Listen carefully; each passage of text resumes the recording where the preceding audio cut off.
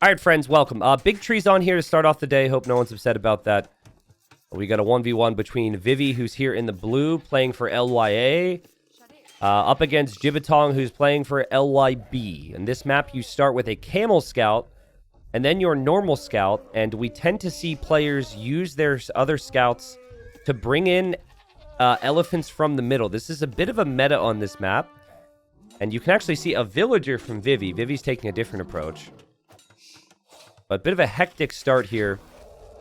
Now, again, this is a team game tournament, but the way... Ooh, actually, hold on. I need the image on screen. I don't want to get in trouble here.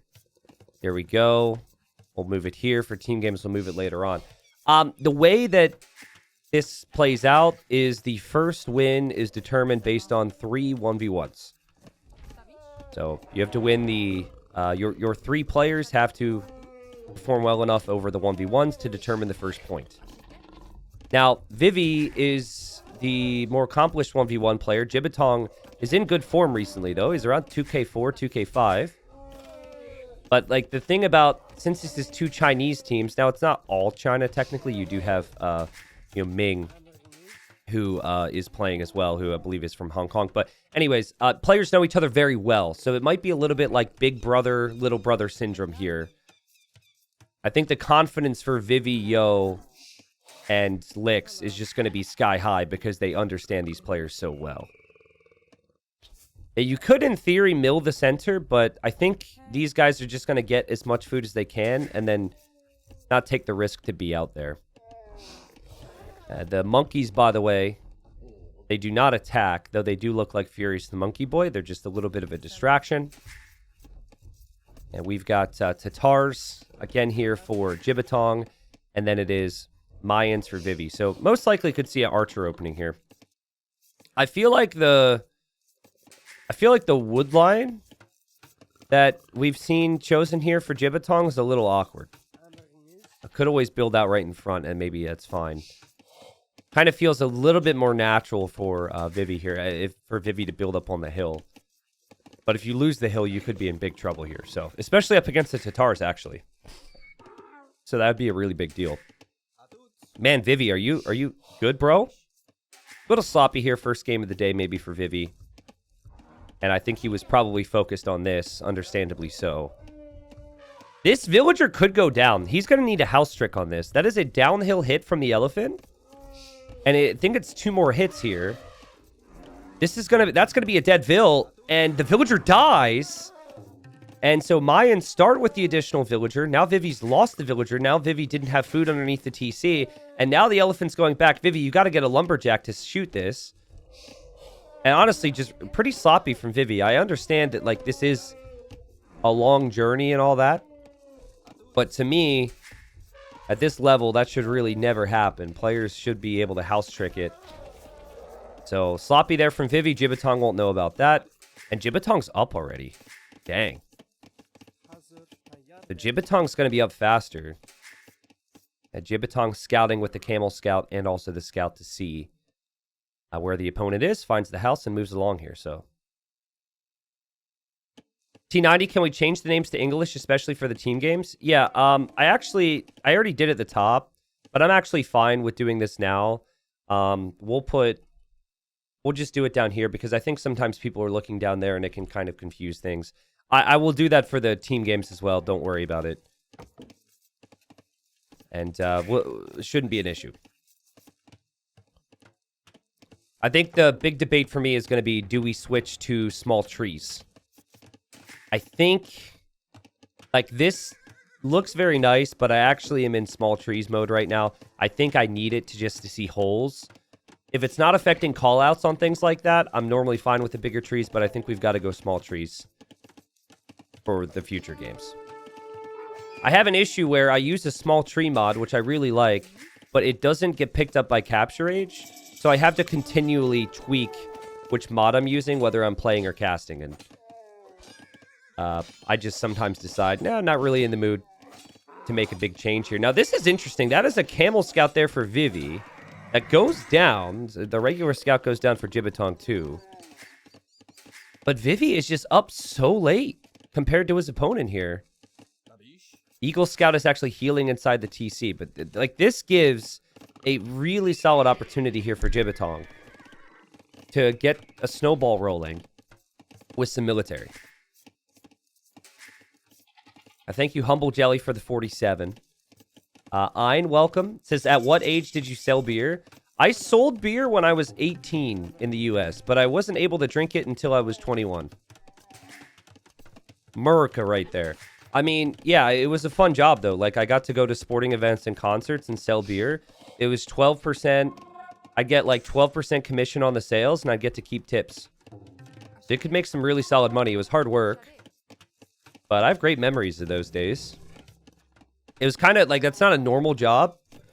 I had a job which connected me to someone who said, basically, I could try out selling beer at a Penn State game sorry, not beer. It was actually hot chocolate because they didn't sell alcohol at that stadium.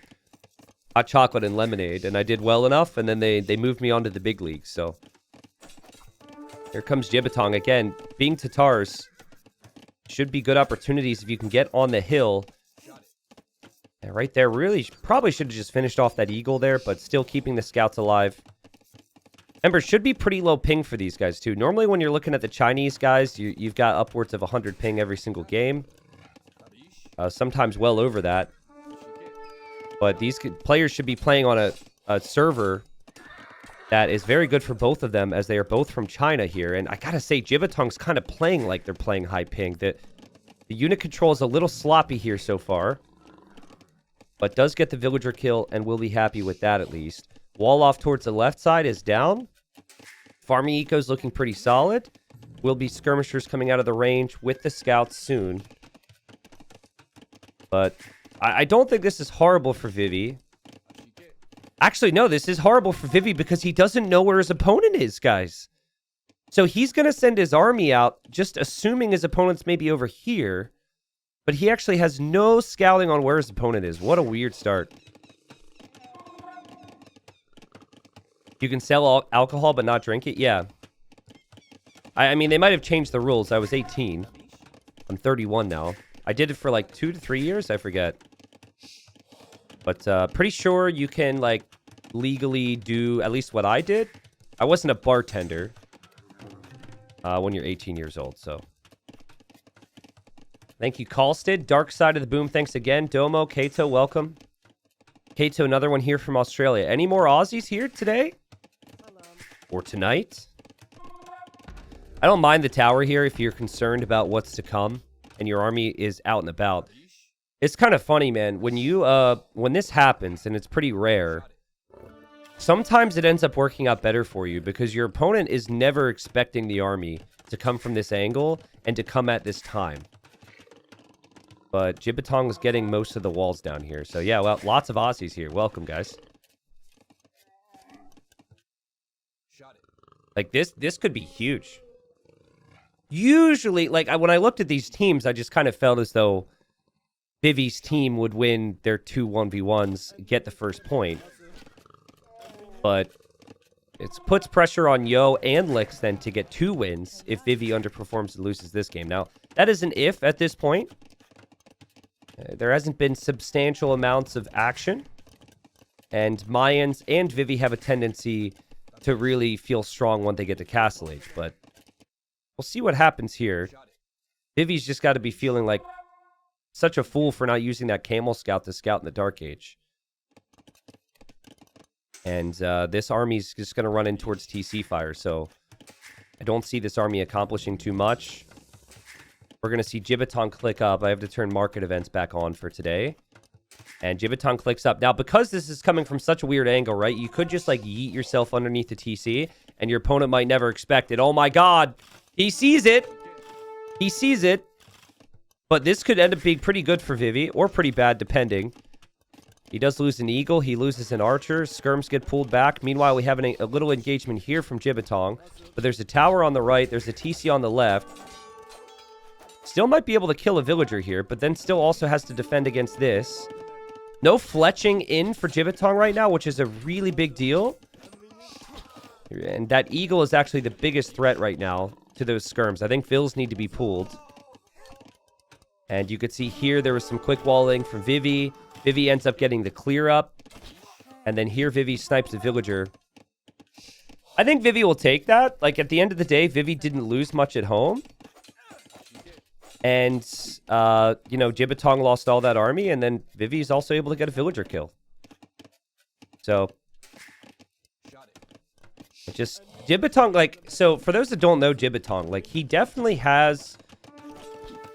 He's been around a long time, as have many pros, but he plays like someone who's been around 20 years. You'll see a lot of, like, random T90 farms in messy games. You see a lot of Vills pooled. It just, he's got a messy eco. I think what he does a really good job of is he's kind of like Vivi. He just stays in the game. Always just kind of hangs around. He's impossible to kill off. But it's definitely not, like, the frequency at which I lose to Jiatong and then look back at the rec and think, how did I lose to such a messy player is way too high. So, he's very scrappy. Very scrappy. The skirms are going to get Bodkin Arrow. It's going to be skirms, and then it's going to be Cav Archers. I like the mix. Elite Skirm and Cav Archer could be good. Elite Skirm upgrade isn't in yet. So that's kind of important. And Vivi can always add in Eagles against the Skirms. Vivi is, for the most part, fully walled here. But still a minute away from Castle Age. So it's just been so slow compared to Jiatong. Jiatong did use the market a little bit, but his eco is pretty solid too. This is the point of the game when farms will be reseeding and you really want to snag Horse Collar, ideally. And here come the Cav Archers now, and there's the Horse Collar upgrade on cue. All right. Now, can you disrupt this wood line without the tower hitting your units here? That's a really good tower from Vivi. It helped him before. It helps him now, but I like the Cav Archer positioning from Jiatong on the right side. And Elite Skirm upgrades now on the way as well, and we're going to have Vivi Archer Sneak here. So, these skirms, if they find these crossbows, or soon-to-be crossbows, this is a great position for Jiatong. But if he sticks around here, and he doesn't sense that something's up, that it's a little bit too quiet, pretty soon you could see those crossbows through the palisade wall, and 5, 6, 7 villagers, all the villagers on the woodline would have to run. It'd be bad. So I think it's important right now for Jiatong to sense that there's going to be some action eventually at his base here, because it's been awfully quiet. It seems like for now he's trying to harass as much as possible. Here behind the woodline with the CA again. But here are the crossbows. Wow, Jiatong reacts immediately. Really sick reaction. He's going to drop a tower there too. And sending his skirms over now. So look at the wood situation right now for Vivi. Like, this is rough when you're trying to make archers. I know your archers are cheap, but still. And Vivi backs away. So res collected, 500 more for Jiatong. That's not a significant lead. Vill count, a couple more for Jiatong. Again, not significant. I think that, like, the crossbow mass, if combined with some siege, could still be really devastating here, even though there's some elite skirms out in the field. A little dangerous from Vivi to come this way, actually, because he knows the skirms are going to be chasing him, but here he comes anyways. Vivi has consistently, like, been pulling the Vills side to side every time ranged units show up behind him. And now Vivi sees the skirms and is going to run back inside. Yeah, to me, like, you could go Eagle combined with crossbow, but I actually feel like a siege workshop is the most important thing right now. And house wall and stone wall here from Vivi, he's just not having a good time. Jiatong's playing this very well. The skirms have full armor as well, so the crossbows will only be doing 1 damage a hit. University at home for ballistics. That might be something Vivi's thinking about himself. Now, sometimes I think when you are the favorite, you're just like, he can't kill me. Right? I'm fine, right? And so maybe you delay the proper moves because of a bit of overconfidence. Such as the siege workshop. Vivi's going to get Eagle Warriors. 4 of them. and the Eagle Warrior upgrade now. So he'll have a buffer to help him against the skirms. He's going to move right back to that wood line while still just trying to avoid the CA and skirmishers at his base. I think if Jiatong can have all of his army together in a moment... Actually, this is quite nice to time that tower. He knows he's exposed. But if he pulls all of his army together, he will kill all of this. And oh man, the palisades here could still be a big problem. The TC kind of towards the middle there for Jiatong. But he's going to walk a long ways to get there. This could be a problem. Jiatong clearly didn't think about this, right? Like, his thought process was he just protects this area with towers and he's fine. And now he's got to consider leaving all these resources. You see the Cav Archers coming back. You see the skirms coming in as well. But you've got to pull Vils here if you're Jiatong. And this gives Vivi a lot of time. He's no longer being harassed at home. He does have 2 towers. Plus the Cav Archers here. And Vivi might not be able to escape now. We'll see if this ends up being good for Vivi. I like it. I think that this gives him a lot of peace of mind at home. But Jiatong's reactions have been pretty good here. Now, that's a little sloppy. But he should have the army to deal with this. Meanwhile, Vivi's back on wood, and Vivi can kind of relax a little bit. Now, the Cav Archers aren't actually upgraded enough where they can take the engagements on their own. They need the skirmishers here. No bloodlines on the CA is really going to hurt. You basically have the Cav Archers around so you can deal with any of the Eagles. Actually, if Vivi realizes the Cav Archers aren't here anymore, he might just send in the Eagles and these crossbows can get away. And Vivi's now town centering on the front. And close game. Yeah, guys, the smoke monkeys have no attack, but they're constantly out there, which is unique, I guess. Oh, man, the Cav Archers. Again, Vivi's thinking those Cav Archers are chasing him down. They're actually here, but it's a weird assortment of army here. Kind of hard to know what to do about this one. Do you snipe the Vils and lose your Cav Archers? Probably not. I like this from Jiatong, though. Here, however, the crossbows from Vivi are escaping. It's crazy. If there was just 2 Cav Archers there, those Eagles would have been killed off. And then maybe these crossbows don't get home. I still think Jiatong will be somewhat happy with the position. And then we got a Siege Workshop from Jiatong. And Bloodlines is in now. So I think straight Cav Archer from here is fine.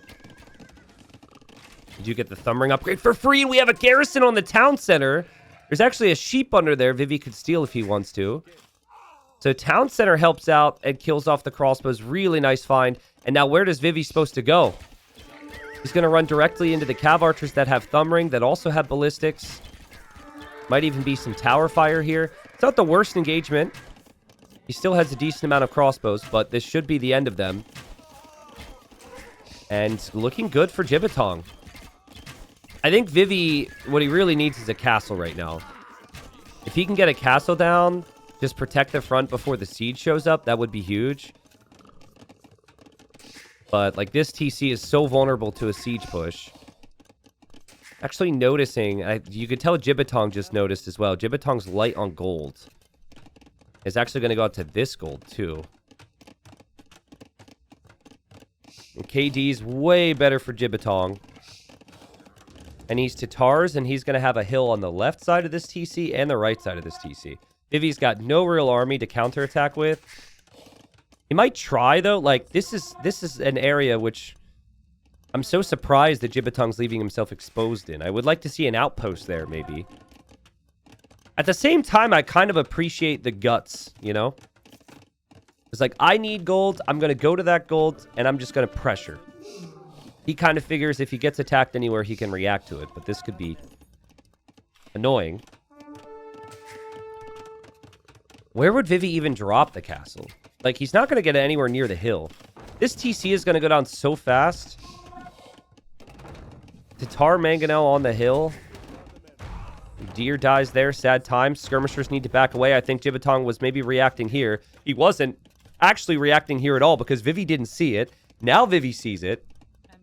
And that should be 8 dead Vils. And then Jiatong is going to drop a forward castle himself. And this could actually be denied. There is siege back here from Vivi. Jiatong, you need to back away with that castle, man. The idea is great. Okay, well, now you can't place it there because Vivi's placing it there. What we can't tell is if the game is allowing him to drop it on the hill. The like, weird rock foundations probably block so many of the important spots to build. Critical timing here. Dude, I would be so annoyed if I'm Jiatong right now and the game just wouldn't let me build on this hill. Like, if you could build on this hill, if the rock formations weren't there, the castle goes up and it's perfect. Siege gets traded off. He's still sitting here with villagers. He did clear up the raid on the left side, but the vill count's even now. And Jiatong has... He's probably constantly hovering over this map to see where he could place a castle right now. And he can only fit it there. Which... it's still really awkward. There's going to be siege here from Vivi. But I think... Assuming that Jiatong can get his cav archers over there, I think this should go up. This is so awkward. Probably have to pull the vills temporarily. Patrol in with your cav archers. Your cav archers can take care of everything here. Vivi thinks he cannot let this castle go up. The mangonel will get focused down. Jiatong needs to decide on what he does here. And I think he might need to bail on this castle. Like, the siege still is there. The tower still was going to go up. I think this could be a Dow castle here, and Vivi could actually win this game. Now, the tower needs to focus fire down the vills. Never mind, it's a 70%. The castle will go up. And then you can mine more stone for more castles if you can find the space to build it. And this TC for Vivi will get shot down. Jiatong also has enough stone for another castle, so he might want a castle at the left side. Jiatong's going to take this game, guys. Vivi does look to be set up for maybe the Imperial Age, which is kind of crazy. But the resources are similar for Jiatong, honestly. And Jiatong going to split up those cav archers now. Just needs to make a decision where he places the next castle. I mean, he can see all these villagers here, but he's probably worried there's plumed archers. Plumed archers can be pretty solid here. I'd like to see the castle... Like, you want castles on hills for the Treb War, right? So, I would say a castle here, if it lets you, is fine. And then you probably buy whatever food you need, and then sell off the wood for the rest. Yeah, this is a fine castle. I like the tower defense idea from Vivi, because he knows he doesn't have army there. That's the only thing he really can do. But he can't stop this castle. There's too many cav archers.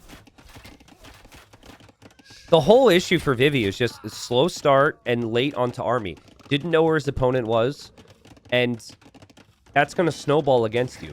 He was behind basically from early feudal. He's never been able to fully bring this game back. He's been doing his best, but Jiatong has played really solid here. And Vivi, the more established 1v1 player, the more established team game player, will know Jiatong very well. They were roommates before. In years past. And I kind of felt like, well, Vivi's just gonna... He's just the better player. He'll win this 1v1. Yo's gonna be a better player than maybe Ming. You know, Lix is gonna maybe be better than Bad Koala. And then LYA is gonna take the first win. But looks like LYB has something to say about that. Imp will probably end the game. We could have trebuchets from both sides. Vivi's castle will fall. And the cav archers are going to be upgraded as well. I mean, sometimes you just go imp and you can just afford the trebs. But if you can also upgrade your army, and it's Tatar cav archers with all these hills, it should be really good for you. Vivi's going to try. There is a TC here from Jiatong. We'll see how quickly he reacts. Plumed archers just running underneath the TC. Jiatong reacts. Good reaction. We'll lose a vill or two, but not too bad. Give time to send some army this way. There's actually a hole in the wood line. I think Jiatong just noticed that. But he still has 2 towers as well. So 2 towers plus some cav archers. Remember, ballistics is in. So I think that these plumes will be dealt with. Vivi's going to click up to the Imperial Age when his opponent hits the Imperial Age.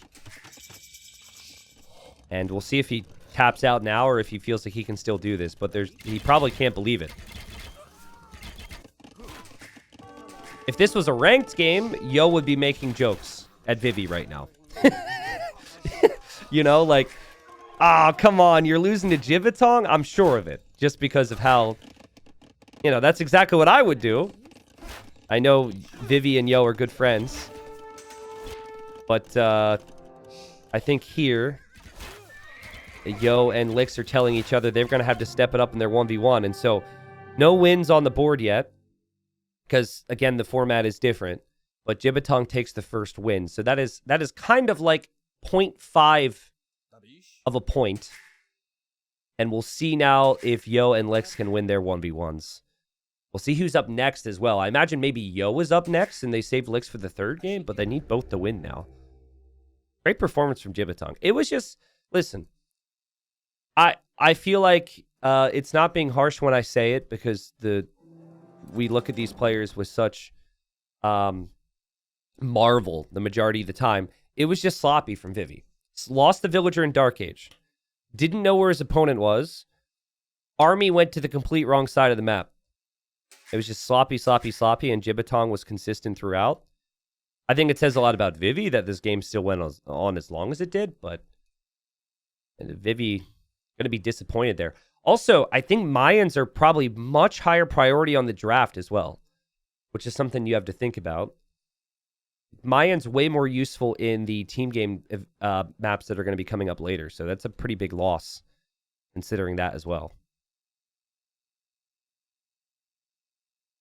You'll see it. Mayans probably near the top here. Maybe I'm wrong. Mayans weren't necessarily that high on the draft. The Tatars were actually way earlier, so what do I know? I'm wrong. Tatars were super early on the draft. Holy. Here we are, folks. So this is game 2 of the 1v1s. Again, sounding like a bit of a broken record now, but the format here is to determine the first win. It is 3 separate 1v1s, and Lix's team lost their first 1v1. Vivi went down to Jiatong, so if Bad Koala can win here, then LYB gets the first point. Lix clearly has a plan. Has walked forward with the eagle, is also walking forward with a villager here. And brought in this elephant very early. So I think from Lix's point of view, there's a lot of lane potential here. And we'll see what Bad Koala chooses to do here. Now, what Lix will try and do probably is kill these. I don't think Lix is going to be able to steal these. So Lix walls in the Ville and starts to shoot the elephant already. Palisade wall is getting built. Bad Koala is going to try and take this elephant home. I like this decision to just take this elephant while you can. Before Lix can get this one. But over here, Lix is chasing away the scout. And things are getting really stressful right now for both of them. This could be a dead Ville. A house trick from Bad Koala saves it. And then we're going to see a de-aggro attempt. Oh, did he get that? He actually got it. Will the elephant die before it gets back to the TC, though? It does. So kind of a hard one for me to introduce to you here because you know, we've got all these different things to talk about. But it seems like you've got 2 elephants on the outside of your walls. And now it's only going to be 1 elephant for Bad Koala. Because this elephant... Oh, hold on. This could still be lamed. Oh, man. Bad Koala left this here. Okay, it's on the way in anyways. He left it here because he figured it couldn't go outside the gate. And it almost got lamed far away from the TC. So yeah, when you're playing up against Lix, you kind of have to expect that if there's potential for this, he's going to go for it. But all things considered, I don't think it's too bad for Bad Koala. I would have loved to see him chase down and kill this Ville. But he lost his scout. I think you could actually justify maybe building a mill out here, but I don't know. Then again, Lix doesn't have to worry about that. Lix is on wood.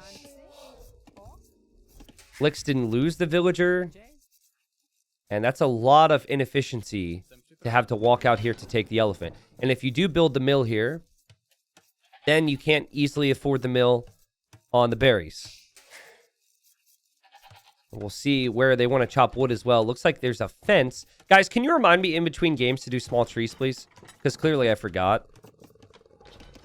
The fence just kind of blocks off some of the wood to make this even more annoying. The huts don't really do anything. I think Lix might follow this up with like a really fast archer play. I would say that, or maybe even a fast castle. Lix still has the eagle to push in the ostrich, which Bad Koala also can't do. So you have the 2 rhinos, or elephants. You have the ostrich pushed, and then you have the 4 farms. Yeah, fast castle could be really strong here. Coolscard, welcome. Thanks for the 3 months. Fuyu, thank you for the 2 months. Mexicano, Bigo Tudo. And thank you for the 2 months as well. Welcome back, guys. Yo, Matorification, thank you. Thank you for the gifted subs. Hope you guys are enjoying the chill vibes today. I'm still getting over being a bit sick. And I haven't really drank enough of my coffee here, so. I'm weird with coffee, though. I maybe have coffee 1 time a week. Coffee actually makes me relaxed. Everyone tells me I'm crazy. But if I have coffee, it's usually like 3 hours later. It's nap time for me. Coffee doesn't give me energy. Energy drinks are like certain like amino acids or types of caffeine. Like tea actually gives me a lot more energy than coffee. But coffee usually makes me tired for whatever reason. You have ADHD? I do have ADHD, yes. Is that tied to my ADHD? Coffee making me tired? I didn't know that those 2 things were tied. Apparently people in chat understand. Okay. You guys could have guessed that I had ADHD before I told you the coffee thing, though, right? Like, that's pretty clear. With how I get distracted at times during my cast. Alright, cool. Well, I'm glad people understand me. I found my people. Thank you, Toots, for the new sub. Randy Pan, welcome. Thanks for the 28 months. And it looks like a fast castle attempt from Bad Koala, but we're going to see big attack here from Lix, making militia right now. Now, Lix is still pushing in the ostrich. When he comes forward, though, he's going to find that this is walled. Guys, these huts have 9,999 HP. And they also have 1,000 armor. So I guess they're indestructible. Because that's the same HP as like a monument would be on in like a King of the Hill game. Actually, I feel like you should be able to do 1 damage a hit though. It should be different than the monument in the King of the Hill game. Anyways, you obviously wouldn't choose that. You would choose this house. And then we're probably going to see a tower follow up here from Lix. So the setup was the lane. You slow your opponent down. And then you, with the fast feudal age, go for tons of pressure here. And here come the Vills. The militia are going to be on the way. It will be man-at-arms, and it will be tower rush. Oh, man, having the berries forward hurts so much. Oh, there's the tower. So you could choose either side. Oh, God, no. Bad Koala, run. Run! Lix, hold the gate open. Well, never mind. But yeah, you could choose either side. You could break through the fortified palisades, which are like twice as strong as the palisade walls, but still they're palisades.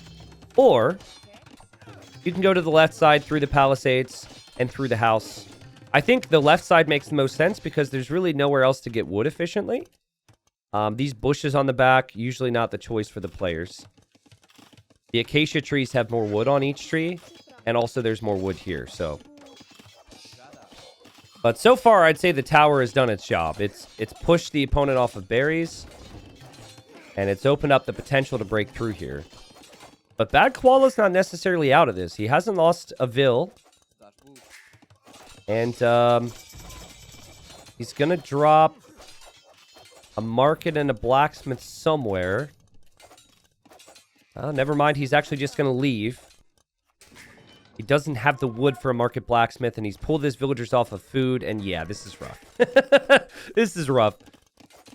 He's probably going to try and use the market here to buy food and go castle. Honestly, if he can hold back from taking too much more damage and can just get a castle down and get the wagons out, against feudal age units, it could be really strong.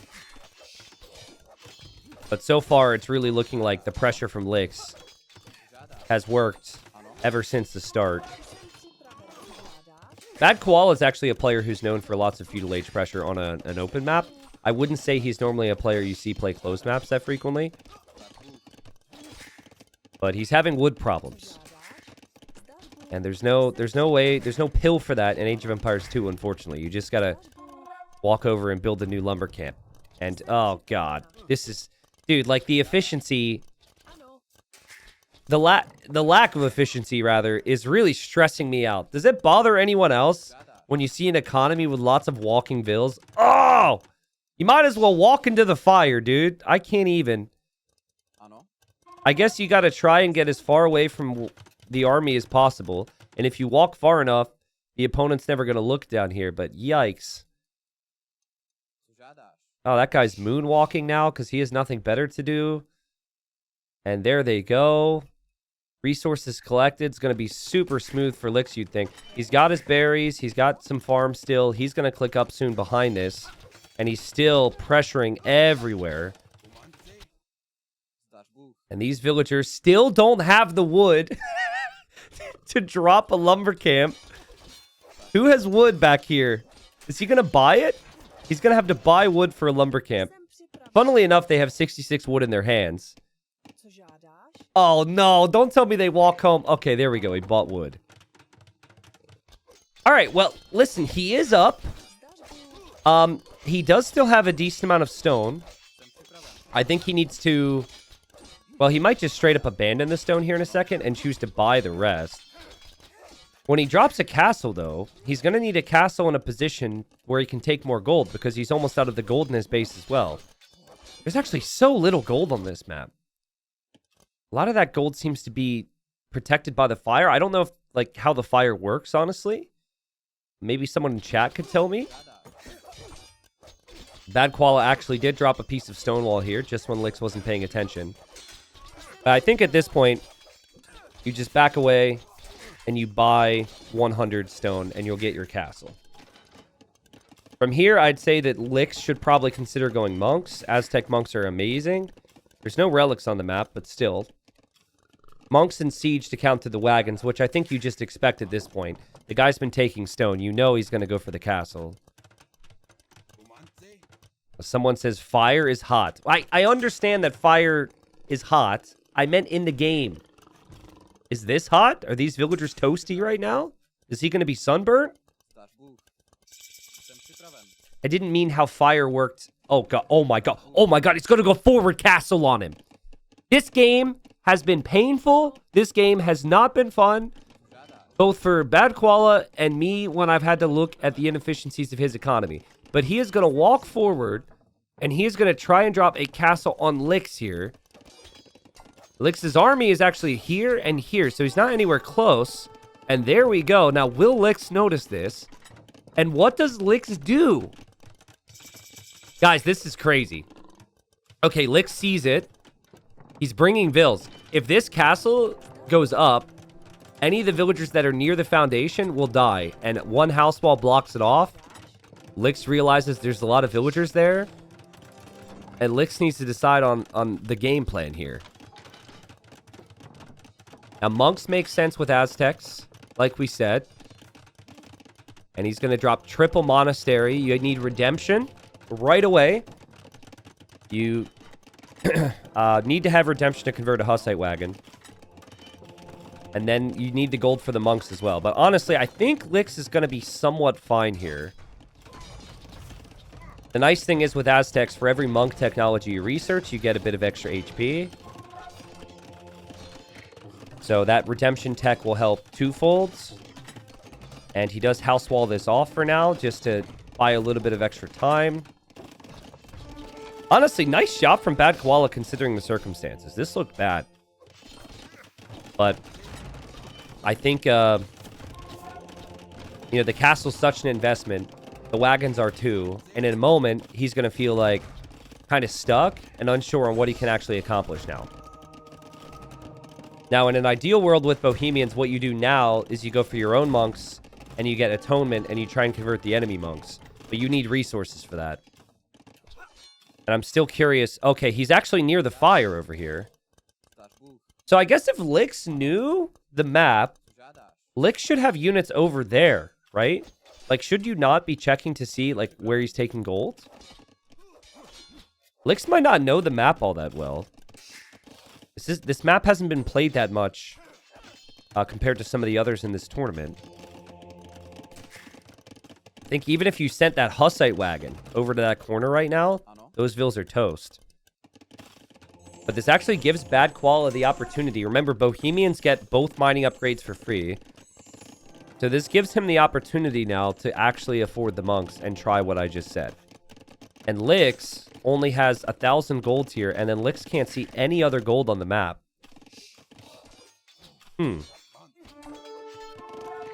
I actually think there's a chance. Atonement's on the way.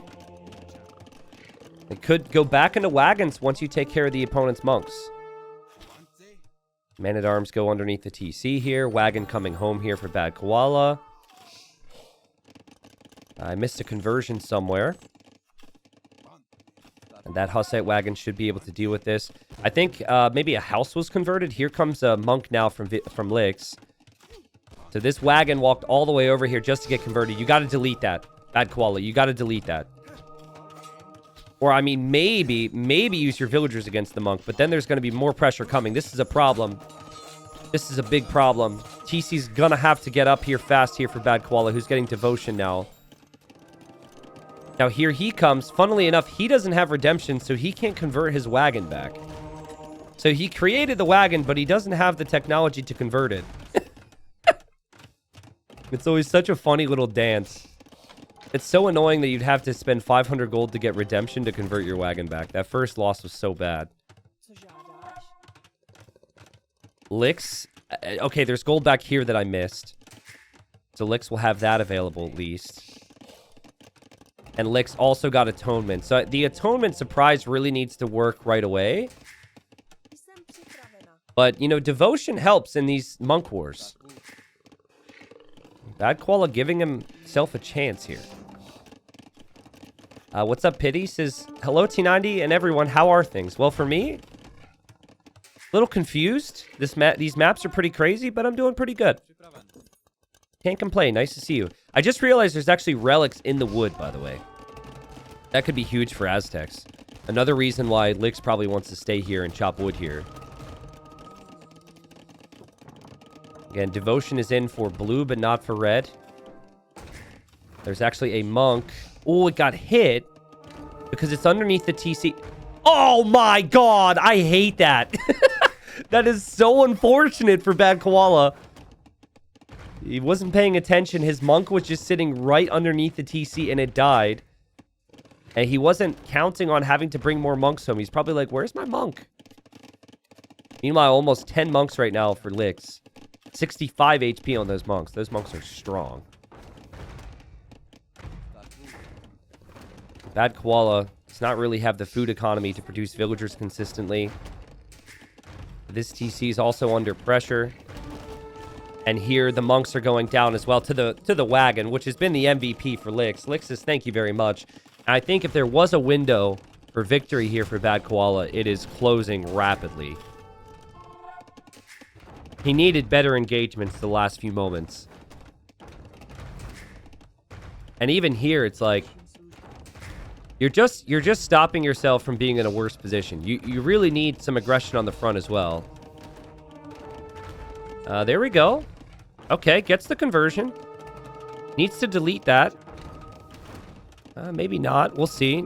Lix can't decide on if he wants to try and convert this. Meanwhile, we also have monks here converting each other.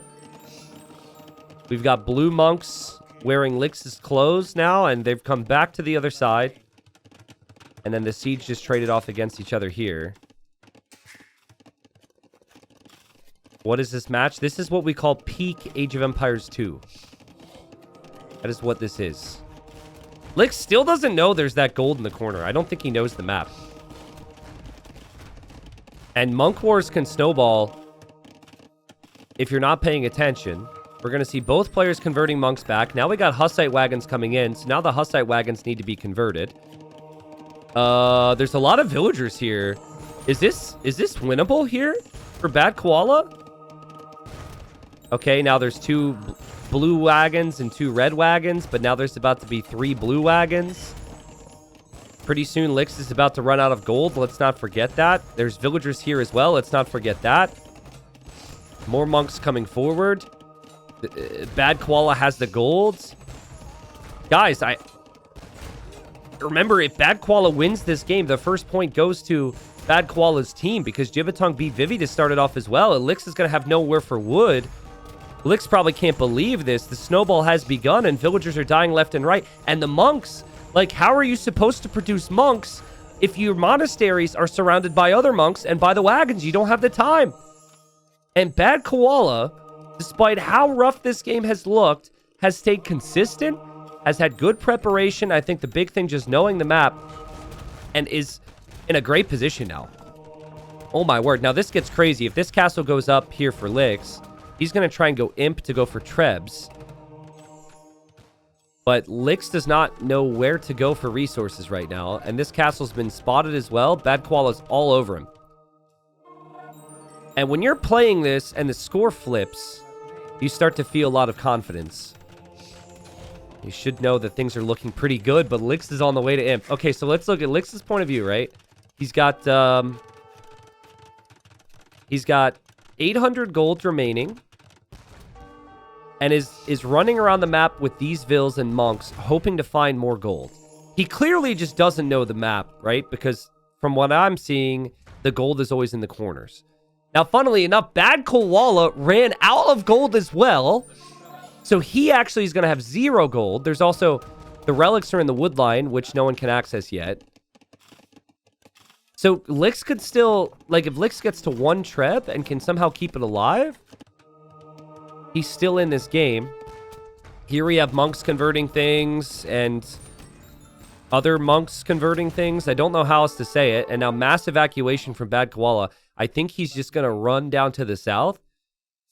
And he's also farming here. Apparently you can farm on the fire. So you've got some roasted crops soon. This gold is so important. If only Lix could get there. Maybe now, like, he sees eco here. He actually, look, he saw a mining camp here. I think after seeing that mining camp, he's going to naturally look in the north to see if he can find gold. Oh, man, he's been taking gold here. And those vills were getting converted, so he just shift deletes them. Okay, so if Lix wasn't on the way to Imp, he would be dead. But he is about to be an Imp. And when he gets Trebs out, he can start to take down this castle. Now, you do still need something to protect the Treb because Hussite Wagon or even Rams could take out the Trebuchet. Yeah, look, Hussite Wagon in the north. Camping the gold. Lix is probably kicking himself that he wasn't here this whole time. This is crazy, dude. This is chaos. And then we got these vills. I mean, will these 4 villagers finding gold be a game changer here? Bad Koala was kind of on the way and just found stone, so he's going to take that. Bad Koala's point of view right now, he's got Lix completely surrounded with wagons and with monks. And the wagons can go underneath TCs. Not forever, but long enough to kill some villagers as well.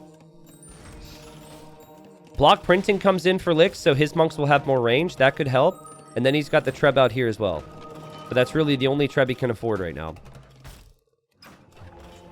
I like the idea from Bad Koala to ram down the monasteries, but he doesn't actually have protection here, so the ram could actually get converted. And, yeah, I mean, this castle could go down to the Treb, which you really can't allow to happen here if you're Bad Koala. You also can't be losing monks to the conversions from the opponent. Suddenly 5 monks for Lix. He does have these 4 villagers on gold in the south. The other villagers on gold are here. Bad Koala's over on this gold. Bad Koala needs to try maybe and go light calf here. Is it too late to try and get that switch? It feels like just because Lix's monks have so much range, he's able to just steal the monks away. We got heresy! 1,000 gold for Heresy. I actually really like that decision here. Because Lix can't make more monks. What he can do is he can convert your monks over to your side, though, with the monks that he has currently. So then any unit that's converted, any building that's converted will simply just go down, will simply just die or be destroyed. That's a pretty big deal. Heresy's not in yet. It's about to be. Now it is. And we got Rams coming in from the right. The castle's still kind of being repaired. We got Hussite wagons as well. Lix is going to lose his trebs. Lix is going to lose his trebs, maybe even his castle. He just hasn't been able to keep track of everything here. And watch this, guys. So he did get conversions on blue monks, but they died. But because there's no heresy from Lix, Bad Koala gains the monks himself. So just like that, an amazing position here for Bad Koala, and Bad Koala is going to win this game. I think the key reason behind it was because Bad Koala recognized where the gold was on the map. I think if Lix was able to consistently make monks and be an imp, it would have potentially been a different situation. What a comeback here from Bad Koala. This looked so bad from him. And this is starting a really interesting storyline, right? Because Yo's team, Yo hasn't played the 1v1s. But Lix, Vivi, and Yo are the big favorites in this series. Remember, that team was never even supposed to make it to this stage of the group stage. They're already supposed to be in playoffs, and they lost to the Argentinians last week. And Lix probably can't believe it. He's just completely surrounded now. The only advantage he has is Imperial Age. The only thing that affects now would be the monks. But the monk situation's not so good for him if the monasteries are down and if he can't convert other monks. Heresy paid off big time there. So, fun start to the series. Very, honestly, very hard game to break down. Everything has felt so awkward here. But if you know Bad Koala, I mean, Lix is the same. Both of these players normally thriving on making it awkward for the opponent, so it should have been in their comfort zone. And at this point, Bad Koala, he doesn't even need Lightcav. Lightcav would finish the game, sure. But as long as you... I think a TC or a tower on this gold, that way your opponent can't take gold anymore. And then you can just farm, pull these vills, farm like a madman. And then eventually you get the Lightcav or Imp or whatever. But we'll see. I mean, every conversion that Lix gets is a kill. So that's nice if he can, get some kills over here. But he just doesn't have a lot of resources to work with right now. Bad Koala about to hit 100 vills right now. Score is actually really close. I don't think Lix is expecting that his opponent has 60 more vills. The score is deceiving here. And Bad Koala gonna stack some houses. I just want to see him grab these vills and build 15 farms. But if he does that, he could lose all of his monks, so it's understandable he doesn't want that to happen. He's gonna drop a university here, which is an interesting choice. Maybe he's thinking about Imp. And okay, I mean, Lix has Eagles now. Lix still has monks. Lix can still take gold. Looking at the stats, isn't Lix dead? Well, look at the score. From Lix's perspective, this is a low eco game because it's a monk war. Usually these are all in low eco games. He's got the stronger monks with more range. His opponent's not an imp yet, so he's probably thinking the game is much closer than it really is in terms of the stats. He's back on gold as well, and actually got crazy conversions there. All those monks for Bad Koala went down. Maybe there's actually a chance here, guys, for Lix. There should be no way. Honestly, Bad Koala just needs deep breath, chill, back off for a second, farm, go imp, drop barracks, drop stables, make Lightcav. Don't make knights. Don't spend golds. You gotta go for Lightcav here. Lix is nothing, dude. Lix is nothing. Okay, he made knights down here because of these villas. That actually makes sense. He probably won't make knights long term. He just noticed these villagers, and I kind of forgot about them. But yeah, I mean, Lix now needs to save up for a castle somehow. It says he has 4 on stone. Oh, I was like, where is he taking stone? And he's taking stone right next to Bad Koala's base. It's a pretty nice move there. I guess Bad Koala's noticed that. If he had Trebs right now to take down this castle, that'd be hilarious. But he doesn't have a castle of his own anymore. And now the stone income's not there.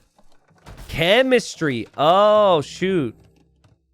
Chemistry and Castle Age. Okay, I don't hate that. I also like what Bad Koala's done. Because he's not engaging in the north anymore, he's put his time into other things. This is kind of sad. There's nowhere to send your new vills, so that's kind of an issue. I'm actually completely fine with hand cannons because they kill monks quite quickly. And again, with heresy being in, it's not like you're giving the enemy army. Oh, shoot. The monks are on the way. Yo is probably shaking his head right now. Vivi going down to Jiatong. And Lix going down to Bad Koala. The tower's about to be converted. I think we will see Imp for Bad Koala. Hopefully he imps with the corner TC. Because he shouldn't be producing vills here anyways. Maybe he'll imp in this TC. Either one's fine. And buildings slowly being converted. Obviously, they'll just be destroyed because of heresy. But it's Eagles and Monks for Lix, who's still somehow in this game. Down by 80 vills. But he doesn't know that. Bad Koala shifted Imp to this back TC behind Wheelbarrow. So he initially had clicked it in this TC, and then he moved it. If I'm Lix, I'm like buying stone right now to get a castle ASAP. Like, you want to get Trebs as quickly as possible. But maybe you feel like you have limited gold. I don't know. He is making progress. But I think once 15 hand cannons are out, that could be the answer. Then again, these monks have 80 HP, so it's not going to be too easy to kill these things. I think this TC from Bad Koala was prepped just so the monks couldn't walk through the farming eco. It's, again, without siege, tough for Lix to really move around right now. What a funny game. Ooh, Eagles found these villagers. And there's also there's some gold here, so Lix might send some vills over. There's no way Lix wins this, right? Sick job from Bad Koala. I love it. Like, it looked really bad for him. I said that the window was closing. He had some bad engagements. Some unfortunate situations happened for him as well. Lix is naturally going to send the Eagles down here because he remembers there was vills here. Now, if Lix kills 32 villagers there, that changes things. Lix is going to drop a castle finally. He was going to drop the safe castle in his base. He's going to drop it here instead. I don't think he knows there's hand cannons yet. He has not seen hand cannons yet. And Bad Koala is headed back to this gold, has hand cannons around, so figures he's fine. There's going to be a TC there. This castle will not go up. There's monks, hand cannons, Hussite wagons. And now Lix has to bring his monks back. There's still no army here to defend the gold. So a lot of death will happen on both sides. And Lix figures, I'm going to get this castle down anyways. I have to get this castle down or I'm dead. But I'm not so sure this will actually go up. There's still hand cannons around. There's still Hussite wagons. And Bad Koala is now an imp as well. So he can just make a Treb from this. And this is a good old-fashioned doubt castle. But Lix doesn't want to resign because he's killing 32 villagers. Why would he resign when he's just killed 32 vills? Actually, hold on. His castle will go up. Oh my god. Bad Koala. Okay, Bad Koala's noticed. So the villagers are fighting back. They've had enough of this crap. And I don't know. Someone do the math. 32 villagers against 4 eagles with +1/+1. I think the villagers probably win. Lix still has that gold in the north. But the hand cannons, man. The hand cannons end this game. The TCs will start to go down. The hand cannons will be down here to protect what's left of the gold. There's only 60 gold remaining, which is kind of funny. There's only 4,000 gold left on the whole freaking map. These hand cannons can make their way to the north, where Lix has his economy. You don't even need this castle anymore if you're Bad Koala. You're completely fine. And the GG's called. And so, with this format, the storyline has always been the superior teams with the best 1v1 players. They have usually won the 1v1s and gotten the first win. They've gotten a head start before the team games actually begin. That's not the case here. That's crazy to me. LYB, through Bad Koala and Jiatong, they take down their opponents and they put a win on the board for their team here. So we'll move into the 3v3s next. But, I mean, as someone just said in chat moments ago, LYB, they're looking to show why they should be LYA, apparently. And then Mr. Yo is sitting over there like, come on, Lix and Vivi, what are we doing today? There's the KD there for Bad Koala. Look at the amount of conversions and desertions that game. I really think Heresy was a clutch play from Bad Koala. And Res Collected was just way higher for him throughout the whole game, of course. Lix is super far behind in population and really everything. And, yeah, again, storyline, pretty interesting here. We got ourselves a series. All right, so here we are, game number 2. Well, technically game number 3, but this is where the 3v3 starts. LYB, which is what we're going to put up here at the top. They won their 1v1s and got the job done here. So Yo, Lix, Vivi, and company, they're going to have to turn it around a little bit here. And this is their home map. We've got Yo in the teal playing as the Franks. Good to see him playing. In the green, we've got Vivi playing as the Vietnamese. And then in the blue, we have Dravidians for Lix. I said I still think that this team is favored. Even though they went down in the 1v1s, they're still the favorites for a reason. In the red, we've got Britons for Jiatong. In the yellow, we've got Ming playing as the Ethiopians. And then here in the purple, we have Bad Koala playing as the Lithuanians. And again, Bad Koala and Jiatong already won their 1v1s. First time we'll see Ming today. The first time we'll see Yo today. So, if you don't know Ming, arguably better, I would say, than the others in 1v1s, at least in like Arabia-style maps. But it's pretty close, and I think Ming... I remember Yo telling me like 2 years ago he felt Ming was one of the most underrated players.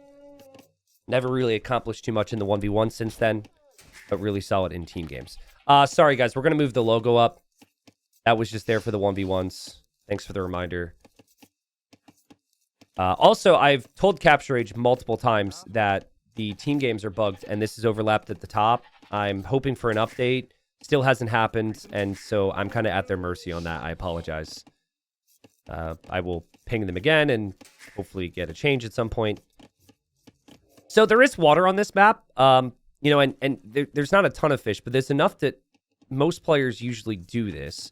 So I would expect that Jiatong's going to try and flirt with the idea of water. Lix as well, especially with the Dravidian bonuses. Now, in the middle, those players are pretty far away from the water. Technically, you can dock here, but there's really no fishing eco to benefit from.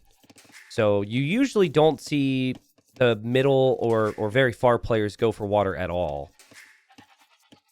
So I have seen some teams, both in some of the practice games that I've been able to take a look at, or like just conversations I've had, or even some of the early qualifiers, which were passed now. Just choose to just not dock at all for the flank. And what that allows them to do is get a bit of a head start with the archer play.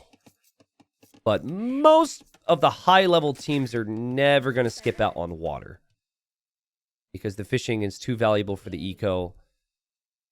And I think with the Dravidians, it feels very smooth here, actually, to combine the two. Building that dock is extremely helpful here. It gives you the extra pop space. And then also, you get the extra wood when you make it to the next stage. So it kind of pays for itself in the end. That's before you even talk about the Dravidian carry capacity bonus, which really helps when fish are far away. So, Britons, though, they don't really have any bonuses that excite you about water. And unfortunately for Jiatong here, he is docked in kind of a rough position. He will find a fish here. There's another one here if he looks for it. Just ended up missing it. Someone said, I don't see a cursor. Is this intentional? Oh my god, chat. Why does no one tell me until like an hour into the freaking stream? Yeah, sorry, that was not intentional. It's crazy to me that we have 2,000 people here and only a couple people brought it up. I'm sorry, we got the cursor now. My bad. I have to basically press a button on my program for you to see my screen. And then there's an additional button I have to press for you to be able to see my cursor. And sometimes I forget that. But half of you guys, according to YouTube comments, half of you guys are just asleep. Anyways, you're not even watching. So maybe I shouldn't be surprised. My bad. And we're just going to catch up to live time because I paused. No biggie. Yeah, it is true. My cursor is pretty small. I spoke to Capture Agent if I could maybe make the cursor a bit larger. But apparently that's not something that's doable. I wouldn't mind. I don't know. I guess like it's never really been a complaint from people. Maybe with the amount of times I move my cursor around, it would be more distracting. So your casting is too good to need a cursor. Well, thank you. Your yelling woke up my wife. Well, sorry. Didn't mean to do that. We got 2 ranges here from Ming. To be expected with the Ethiopians. Very good Archer Civ. Bad Koala and Ming. They've doubled up on Yo here. You could tell they're debating running underneath that TC maybe to steal some goats. Now, I think Yo is going to want a team wall. You could tell they're definitely going for that full team wall, so no armies will sneak through over time. But Vivi's range is much later than Ming's. So this could be rough, especially if Jiatong delays this somewhat. Like, this is... What is going on with Vivi today? Like, I thought he was really sloppy in the 1v1s. And now, this is, like, super avoidable, I'd say. And LYB, they've ganged up with all 3 of their scouts. They're all here together. They've come here with a purpose today. Killed 2 villagers from Vivi, and his range is delayed. And then there's 2 ranges and 2 archers out already for Ming. Like, this is enough of a snowball where this could easily be GG in 2 minutes. I'm not even exaggerating. You have Vivi behind economically, but the main thing is he doesn't have army. And so what that should mean is the follow-up pressure is so much stronger from LYB. Really surprising how, like, lackadaisical Vivi has looked today. Now, I wonder what the approach is going to end up being here for Lix. Lix is not dropping a range at all. So that actually makes it a little scarier for them on land, right? Because they were counting on, as you have Ming going for a villager kill, and Ming will get the villager kill. They're basically counting on, and here comes the army, and they're still not walled. They want Vivi to be the archer player. I remember I cast the game 2 weeks ago before my break with these guys, and what they did was they had Lix go water and fish boom and sling. So he would drop a market and send resources to Vivi, send resources to Yo. Ming's archer should be on the move. I'm really surprised that Ming didn't move out yet. Like, I'm just expecting those archers to be across the map to stop any wall. Maybe he wanted to wait for fletching. He's on the way now. And this is still open through the middle. So still not a great situation for them. Yo just has 2 scouts headed over towards Bad Koala. Bad Koala should be fine there. But LYB have looked so much better. We'll see if the favorites, though, can step it up a little bit here. Yo's going to lose his scout and some HP to the archers moving across the middle. And there's the market from Lix. Yeah, I think Lix's plan was just to sling here. The game plan is just really not panned out. Are those scouts trapped right now, though? Ooh, that's really unfortunate for Bad Koala. They would have wanted to keep those alive. Here come the archers. Here come more scouts from Bad Koala. The nice thing for Vivi is because he's so close to home, he could potentially match the archer numbers of Ming, but He hasn't gotten there yet just because of how the early game went. And this is still wide open, so that team mall has not actually completed. Here, Lix is going to kill the fishing ships from Jiatong, but I don't think they need to stress about that right now. And there's the sling. I would say the key, really, is you got to keep this open, and you got to get Jiatong's archer numbers here as a follow-up. And will Vivi be able to keep himself in this? I'm waiting for Bad Koala. Bad Koala doesn't have the scout numbers to truly support, but Ming's micro has been solid. Yo takes the engagement, no armor, but he is Frank, so he has the extra HP, and they're actually going to clear this up. I still think that's acceptable trades for Ming, all things considered, especially if he could pick off any remaining archers here. Yep, next follow-up comes in. Vivi's going to lose another archer. Now Jiatong's here, and then Ming could come in with even more. I feel like if like LYB just continued to send their army forward all the time, this would be horrible for LYA. Ming he's a little patient at times. And I think that's because, you know, I see everything. He doesn't. And when you have a lead, what you don't want to do is toss away army. So he's probably making sure before he runs forward that he has a sizable mass. If you're running forward like Jiatong is, Yo could in theory pick off the stragglers. But this has just been a big surprise so far. LYB looking prepared, playing solid, and LYA still haven't really woken up yet. And I don't know if this sling is really going to amount to much. They're going to try and get Vivi to Castle Age, but there's such a heavy tax, guys, on the resources sent. And it's not like Lix necessarily has many resources to work with and send over right now anyways. 2 armies against Vivi here as Vivi has to drop a tower on the back. And then here there's another army from Ming heading in towards Yo. Yo is the most important player on this team. And Yo is the most important player right now. Honestly, he's going to drop a tower here too, just in case. But, you know, the 3 armies for LYB are split up from each other here. And now the archers for Jiatong don't really have the support from Bad Koala. Bad Koala comes in on the other side. That fight's not bad for LYA. Could see Yo click up to Castle Age. Guys, do you, how many people here remember the series between LYA, and I think it was the India team. Well, it was India and Cosmonaut. Black Sails, that's what it was. Black Sails on this map. They basically tried the same thing, and it worked. Black Sails had a nice lead. It wasn't this significant, but they had a nice lead, and Yo and Vivi, with faster Castle Age times, ended up bringing it back. So they've done it before, but I don't think it looked quite this awkward for them at that time. Castle Age is on the way for Yo and for Vivi, though. And Castle Age still not in for any of the other team. Yo hasn't taken significant losses. He will have a bit of extra resources coming his way from the sling. Lix might... Like, the only thing Lix is his eco is designed around is feeding his opponents. And that's what he's doing here. And honestly, this engagement looking pretty good for LYA. More scout HP from Yo. Good archer numbers from Vivi, who definitely seems to be warmed up now. And LYB might still have the population lead, but that could change pretty fast.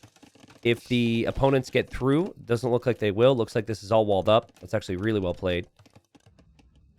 But even if just Castle Age comes in, right? Like, if Yo could start to boom a little bit with knights, he could be dangerous. A bit of a reposition here from Bad Koala and Jiatong. Another army here from Ming, advancing forward. And Ming now a minute away from Castle, and the other 2 teammates of his about 2 minutes away. Ming has been so consistent with his archer production this game. But Vivi's up. So, like, if this army gets trapped and killed, and this army were to get trapped and killed, ooh, there's actually a hole there. It'd be a pretty big deal for their army numbers, because that's been the key for them, has been their army numbers. Vinch Trade, what's up, Vinch? Welcome, Vinch and Vinch fans. Just casting some LY Civil War, China Civil War here. And it's been surprising so far. LYB looking to be sharper. But now the Knights are out for Yo. Yo drops TC number 2. Yo still receiving some resources. He's going to drop TC number 3, actually. Vivi's chasing this down. But these are Ethiopian crossbows, so it should be just as strong, or arguably stronger, depending on how the micro goes. If this TC gets denied, this is brutal. Oh, man, such a good job from Ming. Micro has been really solid here. Ballistics on the way for him. And just delaying the TC is pretty nice here. It slows Yo down a little bit. You got 3 players for one team, and you've got 2 for the other. Also, crossbows here now for Ming. Vivi's going to need to pay attention to that. No Bodkin arrow for Vivi, I'm noticing. So he got ballistics, but no Bodkin. I feel like he should realize that eventually, but hasn't realized it yet. Yo and Vivi clear this up. As a team, they have the eco lead. They're behind in military numbers. And Vivi, I mean, what a weird TC. Maybe he felt like he really needed to place it. I think he can eventually complete this, though. So it's going to be Ethiopian crossbows. It's going to be Britain crossbows together. And then also Lithuanian Knights, which, if they can get the relics, could be really strong. Monks are out there on the way already to get relics. And this TC is just going to be panicked up. It is just Yo, and it is just Vivi right now. Nice job from Lix to play his role here. Seems to be a game plan that they think is the best. Bad Koala needs to get away. That's a lot of crossbowmen on the hill here for Jiatong. He doesn't have ballistics yet. This is where, again, I think you need to have LYB, coordinated attacks, always together. Still no Bodkin arrow for Vivi. And he's up against Britons, too, so he might just be thinking that he doesn't have the range because he's up against Britons. Because that's kind of normal. But he has to get that tech, man. I think, like, what they don't want to do now is they don't want to separate themselves from each other. When it's 3v2, you always need to be together. So Jiatong should never dive here, but certainly posturing in that position isn't bad. Yo, can he make enough knights to make up for their situation here? I just don't know if it's possible. We got Thumb Ring now for Vivi, but he's taking heavy losses, and he still doesn't have Bodkin arrow. There's going to be 30 crossbows for Ming, 30 crossbows for Jiatong, and about 20 knights for Bad Koala that are starting to get attack upgrades because of relics. This is only going to get worse here for Yo and for Vivi. Yo is the key. Yo's got crazy knight production right now. He's still receiving resources. And Jiatong killing Vivi. So if I'm Lix, I'm not sending any resources to Vivi. Vivi just now gets Bodkin.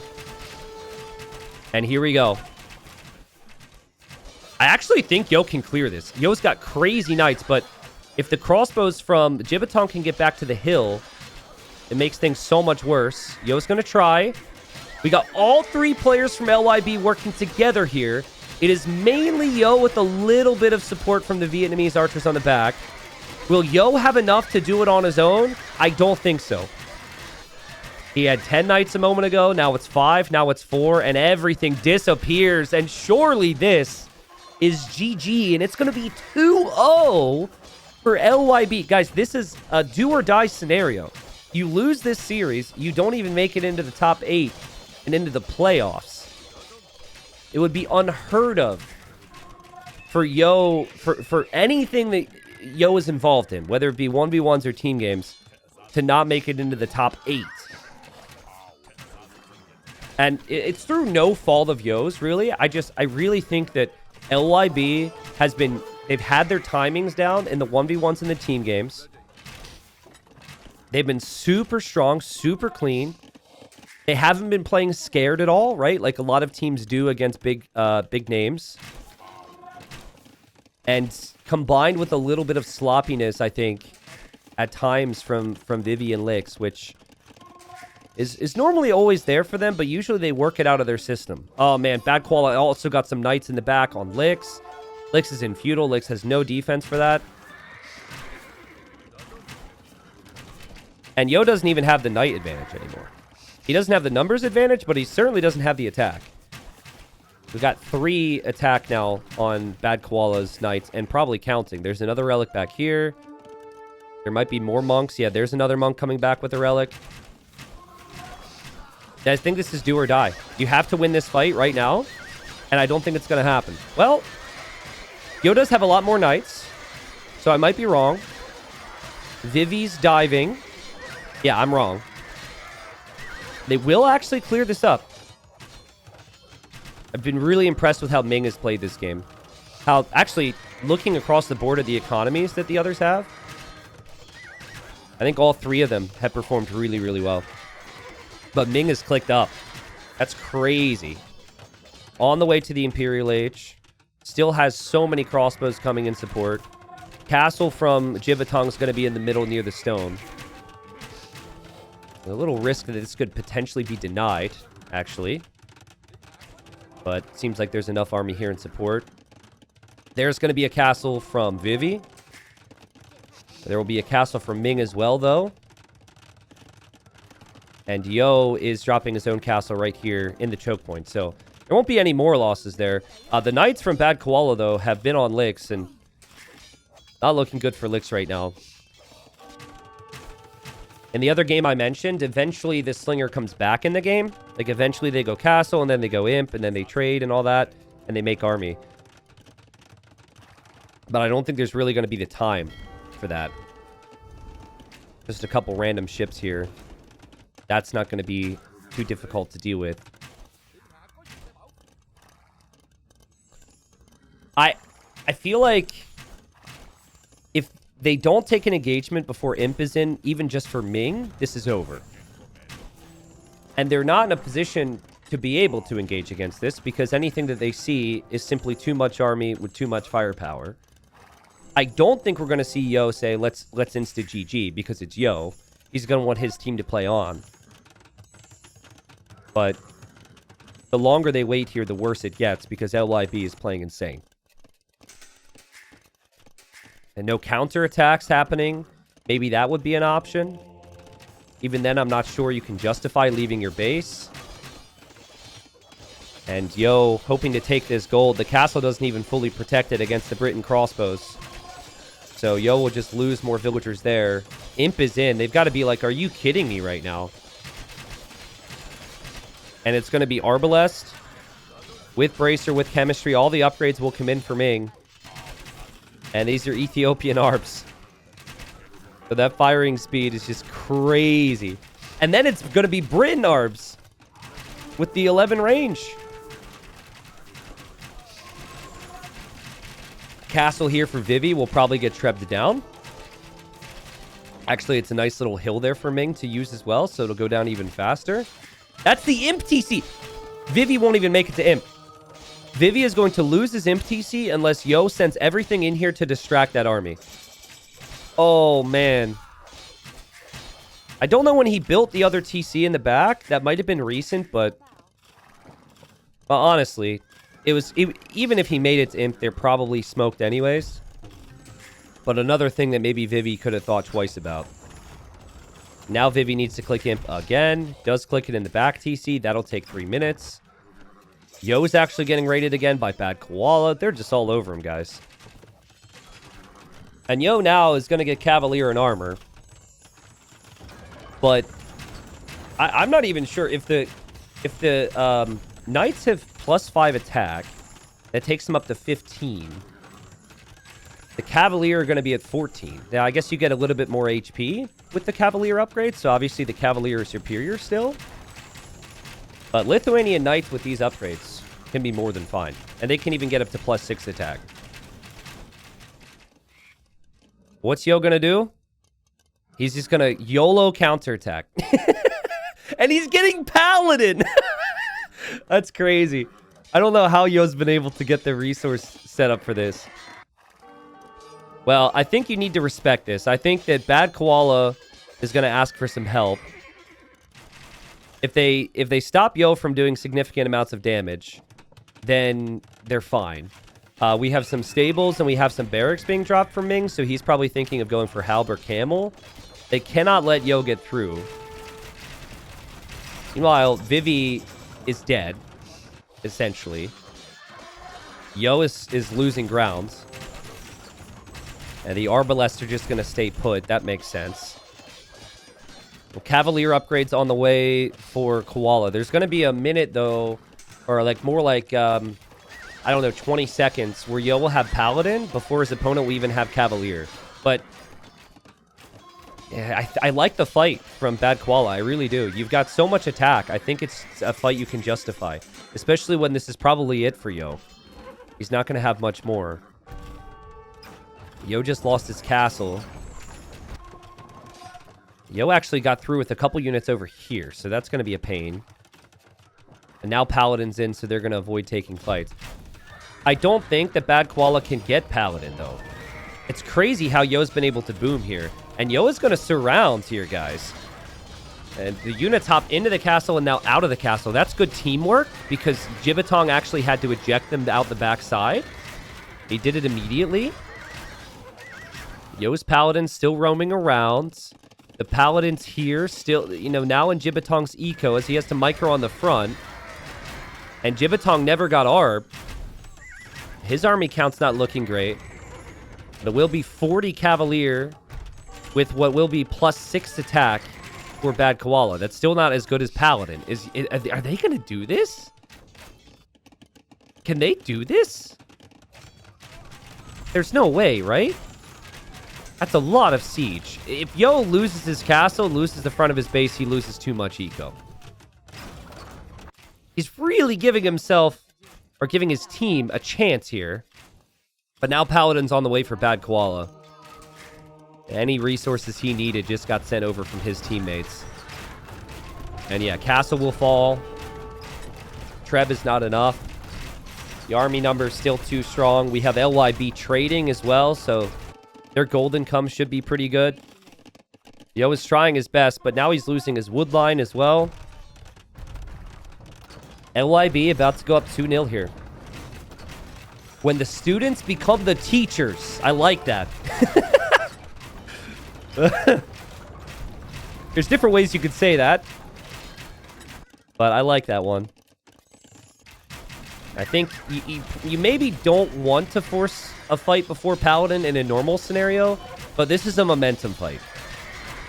You don't want to give Yo more time. You don't want to give Vivi more time to get some army over here and maybe get the Arbalest upgrade. You take the position. You push the position. This is only going to get better for you. The meat shield of the Cavalier is still enough for now. Yo has no choice but to fight. And there's going to be 50 Paladins on the field for Bad Koala soon, and there's only 20 for Yo. I think a lot of them for Bad Koala aren't here yet. The capture rate is saying it's about 40 now, and Yo's down to 15. So again, that wasn't necessarily like the best fight. You really should wait for Paladin, but I'm still happy with it because I think all things considered, it was a momentum move. What are... I just saw these blue dots and the fishing I was not expecting it to be fishing ships. Lix is going to attack the enemy with fishing ships. New meta, guys. And trade still coming up. I like the towers here. I think Jiatong added the towers just in case Navy would become a long-term factor. Yo, still got random Paladins around. I think there's a lot of yellow and purple army that were back there trying to mop that up. And now they're just going to shift right over to kill Lix, I guess. I think, like, continuing to pressure Yo is still more than fine. Honestly, you don't even need the siege over here to kill Lix. You just need Paladins. Like, 20 Paladins and Lix is dead. Vivi had eco over here hidden away. That'll get killed. Yo's at 14 Paladins, and they just can't believe it. They don't want to call it because they can't believe it. They're losing to the players who have always been the B team. I mean, I think Jiatong was A team before, and then he got relegated to the B team Like, maybe Jiatong would be their 4th player if this was a 4v4 tournament. But it's just not happening, guys. Jiatong re-walling. Like, this B team is doing all the small things they need to make sure that they get this victory. This is Jover. This is Yover. And Yo doesn't want to call it. There's not a single category this team is ahead in right now. Unless you get really specific and say they're ahead in the Imperial skirmisher count, which is true. I'd like to see stone walls in the middle and on the right side, and castles there too. Just fortify that up, because Yo's going to start to raid now. And Yo's able to do this just because he hasn't really been pressured, because they've shifted the focus over to Licks. But they're going to defeat Licks, and the GG is called, guys. And the LYA team has shown up today and been completely stumped is an overstatement. You know, it's an exaggeration. But they've been surprised, I'm sure, at what they've been up against with their LY counterparts. Bad Koala, Ming, and Jiatong. Their coordination in that 3v3 was solid and consistent. And, you know, I really got to be critical of Vivi again. Like, I said it in the 1v1, but it was the first 1v1 to start the day, and I was just kind of like, well, they're going to be fine anyways. There's just some things here that are just kind of inexcusable, I have to say. You see your opponents in feudal age faster than you, right? Because that's going to pop up on screen. So you've got to be on alert, and you need to get your numbers up. And just like building your archer range with one villager is super weird. The scouts weren't really able to find a target here as well, which they might have been working on. And he falls apart. He loses 2 villagers right at the start. His range is delayed. Meanwhile, Ming has his range is up already and had this crazy build ready to produce the numbers. So this is where it got bad. I think if Vivi doesn't take those losses, and credit to LYB for that, because their scouts were on it. If those losses aren't taken, it's different. Now, what I didn't show in that moment is we did have LYA hitting Jiatong, but look at like the response from Jiatong, right? He had the spear, he was dropping the tower, he still completes the range at a decent time. And so the damage control from him was simply much better. Sling is strong here. There's no doubt about it. Like, I think that might be what everyone does in the later stages, because the fact that they were able to stay in this game for so long is crazy to me, but it wasn't strong enough. GG. Now, I guess we need to go to the end stages. Oh, we are at the end stages to show the stats. And Yo received 11k resources on top of the 52k that he received. Vivi only received 4k. But in the end, the ecos were still good enough for Bad Koala, Ming, and Jiatong, and then the army count the whole way through. I mean, the KD tells the whole story.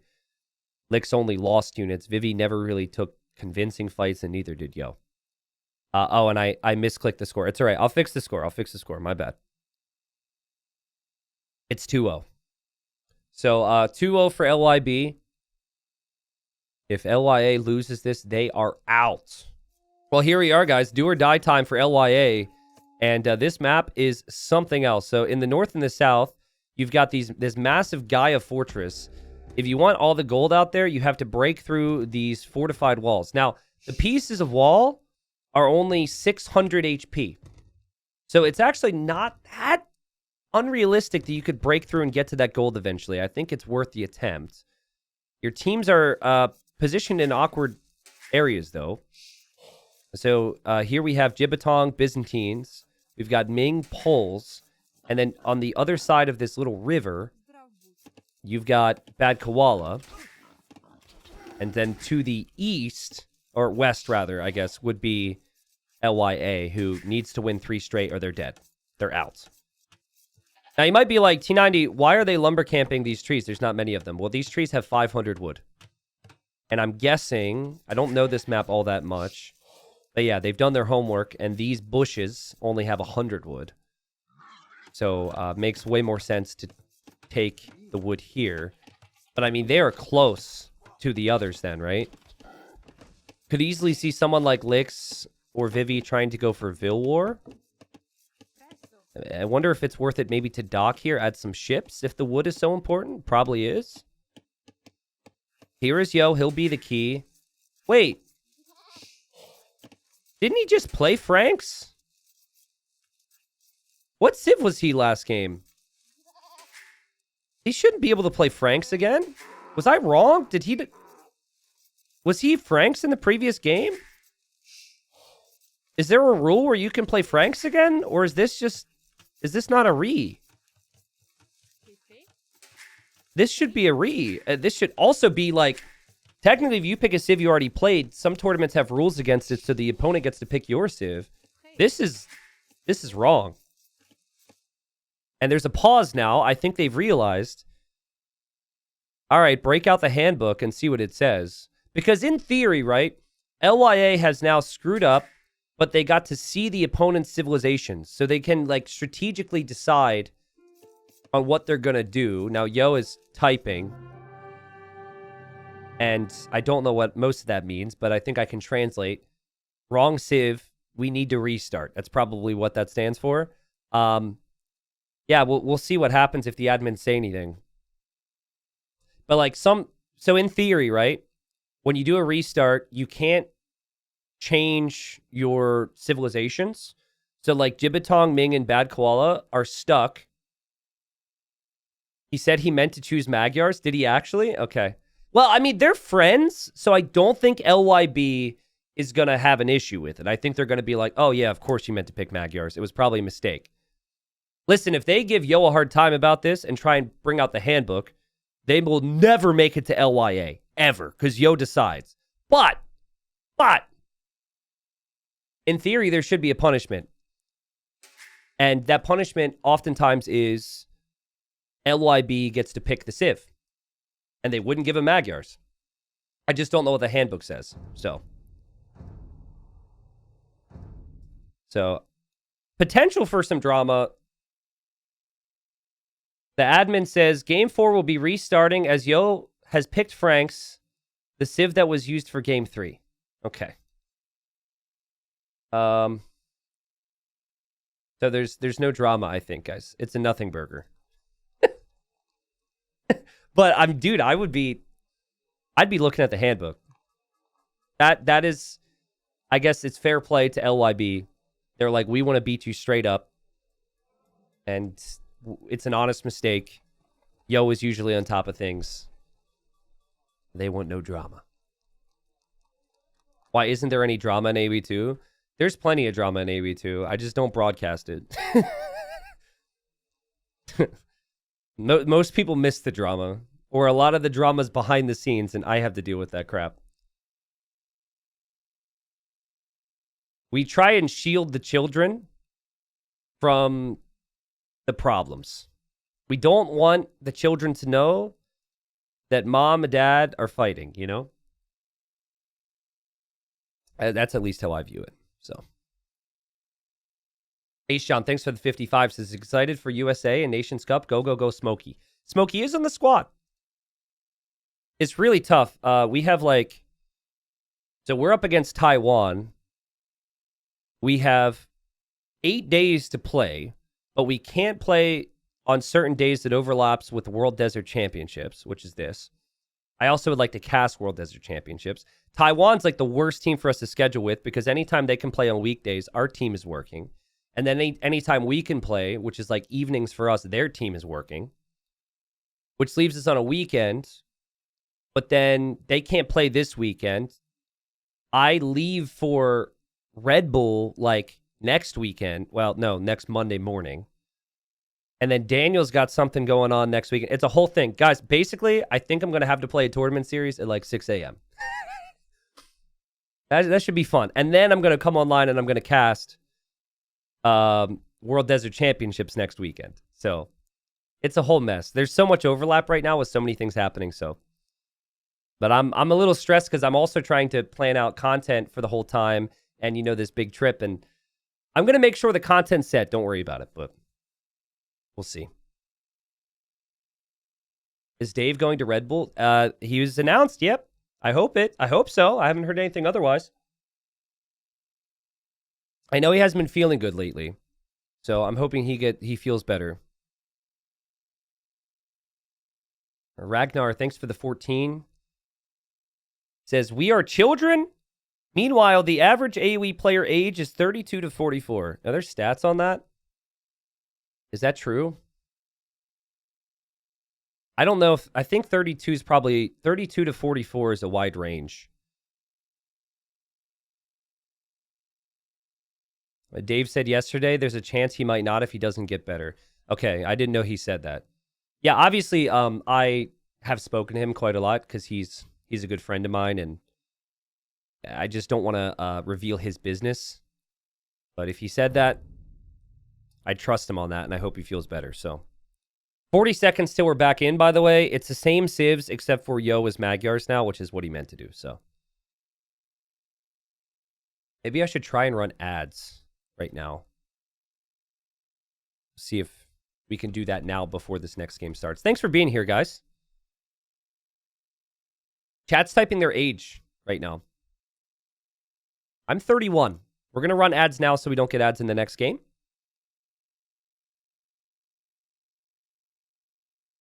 But I took my time off with family. I got a little sick, actually, and still have a bit of a sore throat. I think drinking only coffee while casting probably isn't helping things. So I'll get some water in me now. But it's been a good day. This is crazy upset, though. The B team ahead of the A team. I don't know if I've ever seen Yo's teams miss out on the top 8 in a big team game tournament before. I'm going to repeat myself because I want YouTube to hear it properly. I don't know if I can ever remember a single team game tournament in which Yo's team did not make top 8. Might happen here. So there was a bit of a mix-up with the civs. There was no drama. It looks like it was just a mistake from Yo. He's going to go for Magyars here. To the south of him, we've got Vivi across this river. And then the back position, we've got Lix. What I've noticed on this map is each tree on the river is 500 wood. So that's where most players will probably build their lumber camps. Pay no attention to these units, by the way. That's just there to confuse you. They will not attack. They're just there. You can't actually take this pile of wood if you want. That's 1,000 wood. But I'm expecting scouts from Yo. I'm expecting scouts from Lix and lots of army. And then eventually, you could go to the north or the south and break through these partially built fortified walls. It's only 600 HP to get through. What I don't know is if the towers attack you. Maybe someone in chat could tell me. Looks pretty cool up here, not gonna lie. Literally looks quite chilly. Lots of snow, lots of ice. Civs on the other side, I think we've got a very different game plan. I think they put the Byzantine player on the front, expecting double scouts, so they could maybe go for lots of spears. Could even see, like, fire ship through the middle be an option, because that's where most players are building their lumber camps. And then poles on the back make sense, because poles are great in scout and farm scenarios, which is what this will be. And then I guess Slavs are pretty good there as well, economically. So I think, I don't know, maybe the Byzantine player just goes archers from the front. I think that's what the Inca player is going to do. But we'll see. This map has been used in tourneys before, right? Yeah, I don't know if this has been used in other tournaments off the top of my head. It's obviously been in this one and it has been played. But this is actually the first time that I've casted it, so. And even though I always pay attention to results and see how things go, really the best way for me to learn a map is really just see how games play out. Have control, you know? Click the trees, for example, which is, at first glance, you'd be like, why on earth would they build a lumber camp here? And it's obvious now. If you like aggression, we're going to see a lot of it here. And we have faster build orders here for LYB, who has just been on top of it today. Pretty crazy builds, actually. For example, we're going to have Jiatong up at 17 population. Might be a little too fast, though, right? You're still working with, like, 2 less vills than the opponent, so... And that faster uptime might not necessarily benefit you. My feeling, though, is if you don't need the archer range, this could work. If you're just going for spears, you need 1 building as opposed to 2. This could be okay. once Feudal Age is in, this Eagle could be targeted. Vivi well aware of that, maybe, and is going to back away. And here come villagers from Jiatong. Jiatong will add a spearman. Jiatong might even try and build a tower here. And there's also an archer range. And he will indeed drop a tower. Here comes Ming in support. Ming's in feudal. So again, Eagle's in jeopardy. Spear's now here as well. Bad Koala's here. Where is Yo? And where is Lix right now with their scouts? Right? You're expecting like all these players to coordinate. It didn't happen in the previous game. At least in a way that I would have expected.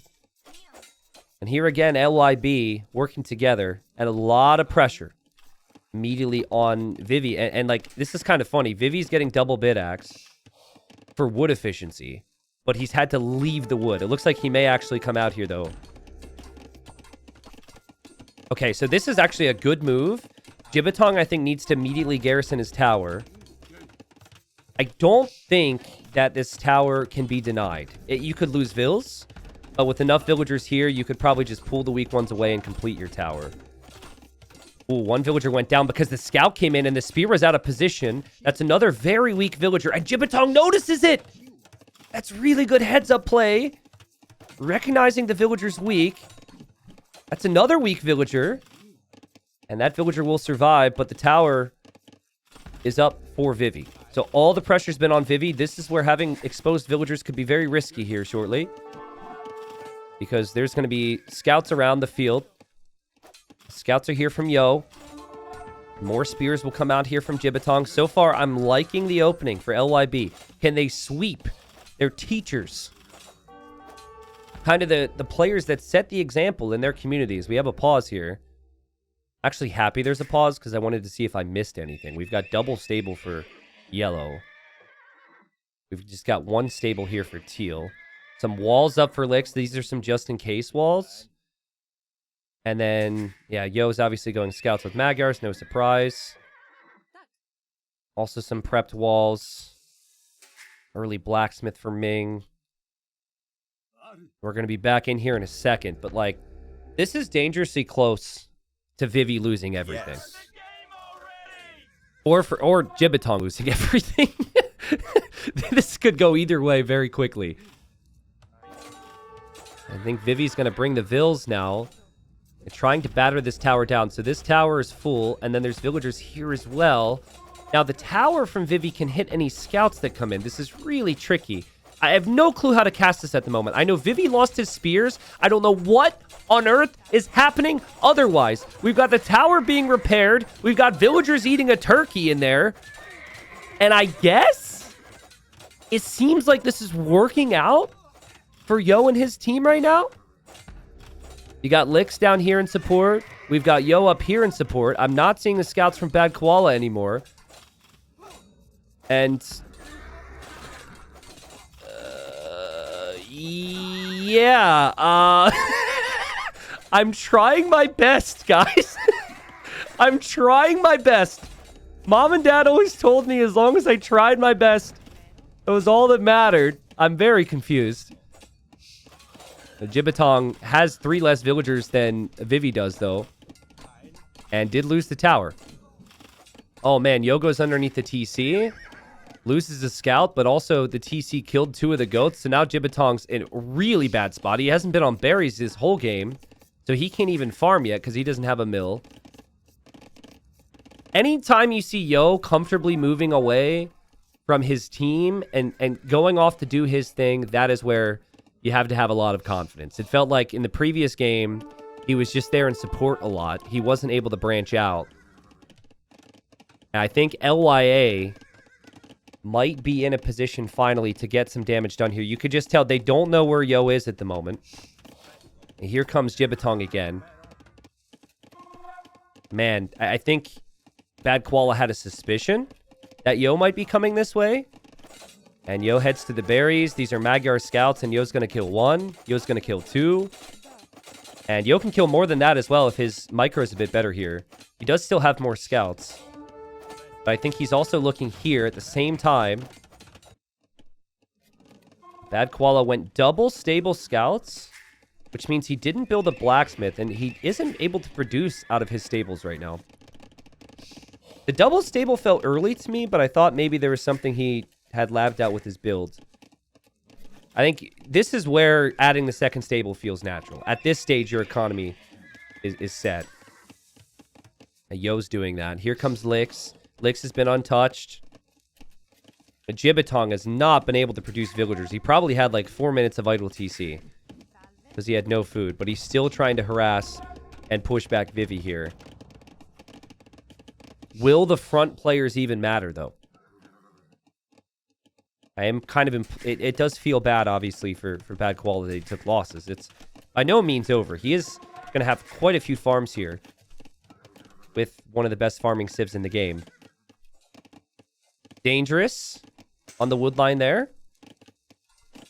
And looks like it's been communicated to Ming that the scouts are going to be over here. But now the scouts from Lix are hitting Bad Koala just as he was about to leave his base. And so you just never know who is going to be at your base next with these two running around. And there was an overchop! Wouldn't surprise me if as Yo went by, he checked the tree to see how much wood was left. I tried to check, and I double-clicked all the trees and missed it. And Yo kills 5 villagers there. That's crazy damage from Yo. Magyar scouts are so cheap. You get that attack upgrade at the start in Feudal Age. That has mattered. And now he's going to get bloodlines as well. This is a moment for Ming, maybe. They need to do some damage here. And he's got more than Yo does. A forward spearman from Vivi, who I guess doesn't need a spearman at home because he's got the towers now. Vivi's also going to drop a dock, which I really like here. Things are not looking good for Jiatong. But Yo, weak villagers on the wood line, will take some losses here. Nice move here from Ming. Things could turn around fast, guys. Things could turn around really fast. Now, Ming still has to defend from Yo. Doesn't have much army around here at all. But Yo loses a couple vills. LYB does have more army. It's just a lot of that army is spears and skirms from Jiatong. And I think a demo from Vivi could rock this army. Oh my god, here we go. Something's going to die. We just don't know how many units are going to die. I think you go for the vills. The army you could take. Spread out! Spread out, villagers! Spread out! The demo kills 2 of them. Jiatong is getting destroyed everywhere I look. And now, seems as though Ming's still over at Yo's base. Hanging around, but doesn't have much remaining. And Yo's still at his base, picking off the spears, lingering on those farms. There's so much inefficiency right now for Ming. Bad Koala taking a fight at Lix's base. Lix's stables to recover from that, though. And Lix is now on Bad Koala's woodline. And things are looking better for LYA. The longer the game goes, the spearmen from Vivi somehow have wandered over here now. Yo's going to find more picks. When you're up 2-0, do you feel more pressure when you're about to beat people who are so important to you, who are like such legends in the scene in your community, right? Like Jiatong, Ming, and Bad Koala, their whole careers have probably looked up to Yo. They played team games with Yo. I don't think they've ever beaten Yo in a serious tournament. So, you know, you lose this game, and suddenly you might start to stress out a little bit. It's the hope that kills you. Especially if you're playing up against Vietnam. Because they actually have a player named Hope who is really good. And that's a bad joke, but whatever. We got a demo. Demo goes down. 41 vills for Yo. 44 for Vivi. 48 for Lix. And then there's not a single player in the 40s on LYB right now. And it's only getting worse everywhere you look. I think we're about to have another demo from Vivi. I like the game plan. I like the idea of going Spear Skirm Tower immediately with Byzantines. But the execution was just superior from Yo and Lix. It's very possible I missed a couple things because so much was happening, but I wasn't seeing Bad Koala and Ming here in support with their scouts. My guess would be that they probably went to Licks and they went to Yo. And we just weren't looking there. But when you have such a significant eco lead, you're just going to be able to outproduce with the scouts and make all the decisions from here. And they're going to fight on. They want to make sure that this is actually over before they call it. Big demo from Jiatong. Well played. But in the meantime, he lost 3 or 4 villagers to Yo. And Yo is on the way to Castle Age. And there's really no one on LYB that is close to that right now. Like, maybe Bad Koala could click up soon. But Bad Koala needs scouts on the field. Bad Koala only has 5 scouts. He's got no army.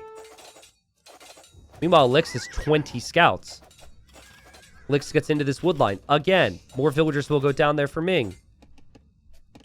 Ming doesn't really have the scout numbers either. He's got spears. Lix just has groups of scouts everywhere. Lix is now the army player, as Yo doesn't need to worry about it as much. But he's even still producing the scouts as he's on his way to castle right now. It looks like LYA are going to get their win. Maybe warmed up. Maybe reverse sweep potential. I think we're going to see some shakiness in the next game for LYB. And I think LYA is going to be locked in as they try and turn this thing around. I think... wow, Vivi's done a sick job. Vivi's actually up to Castle Age as well. That's crazy. Being on the front with everything that happened, defending how he did, under pressure, on the brink of being swept. I don't know what his plan is. Maybe Kameyux. Maybe a castle drop. I just saw him get the stone mining upgrade, but there's only 20 stone there, so probably not. Always getting excited for Kameyux. Yo gets more upgrades on his scouts, and it just continues to slaughter here. Lix is also in here, and the GG's called. And this game has been over for a while here, so... Hold on a second. Hold on a second. Bad Koala and Ming call the GG, and then Jiatong drops the 14. I don't know what that's about. I've never seen that before. He's like, I can take all 3 of you. Let's go. LYA played really good. I think, like, it's hard for a caster to really know exactly what happened here. Ultimately, I just wasn't seeing enough scout support for LYB. But it was hard for me to break it down. Clearly, the micro was better. The hold from Vivi was much better. Remember, when he started building the tower initially, it looked bad. But you just didn't have Yo taking much damage or Lix taking much damage in this game. We've got 37 farms for Lix. What a game from him. And Yo's got 26, but 37's insane. Compared to the 19 here and then the 17 for Ming. So yeah, they were just super far behind LYA. The score's 2-1. And LYA were the favorites for good reason. Lix turned it up a notch. Yo turned it up a notch. Vivi either wasn't as sloppy or maybe he preferred that type of opening. And we'll see what happens, chat. I'm just saying there's a chance. This is one of my favorite maps, and it's a crazy start. So first off, you start with 6 vills here. You start with 3 vills on the farms, and then you start with 3 vills on the farms here. And so you have different things you can do. You also start with more resources than a standard map. So LYB, looking for the big upset. They're now only up 2-1. We're going to see Jiatong open with a barracks and a dock. Then a barracks and a dock. Or, sorry, just a barracks from Bad Koala. And then just a dock from Ming. We do have a barracks from Vivi. Vivi's gone for the Goths. And so it's going to be militia and fish. And then we've got humans for both teams. We've got Ming playing as the humans. So I guess the plan is a 2 TC boom. Probably over here near where the hunt is. And then we also have Yo as the humans. And you can never count Yo out when he is playing as the humans. I asked people what the chances were. Oh, wow. We actually have Dark Age Spearmen here from Bad Koala. That's sick. That's unique to the Armenians. That's really nice, actually. I asked people the chances now for LYA to win this. They were down 2-0. It looked really bad. A lot of people were giving them over a 50% chance just because they are LYA. They are Yo and Co. They are the Yo Bros. They are the...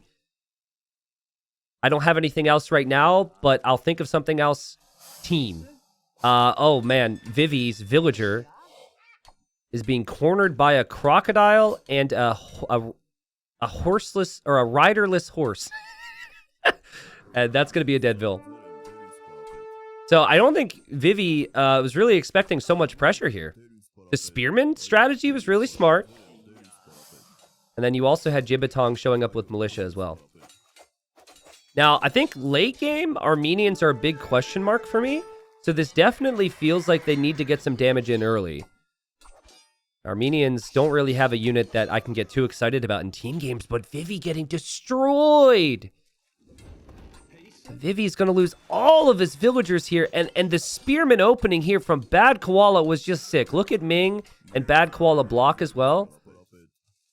Now, guys, I'd say the key here is if they could maybe disrupt Yo, right? If they go right over to where Yo is, they should be able to slow him down, and he's going to need every resource he can get if he wants to go for the second TC.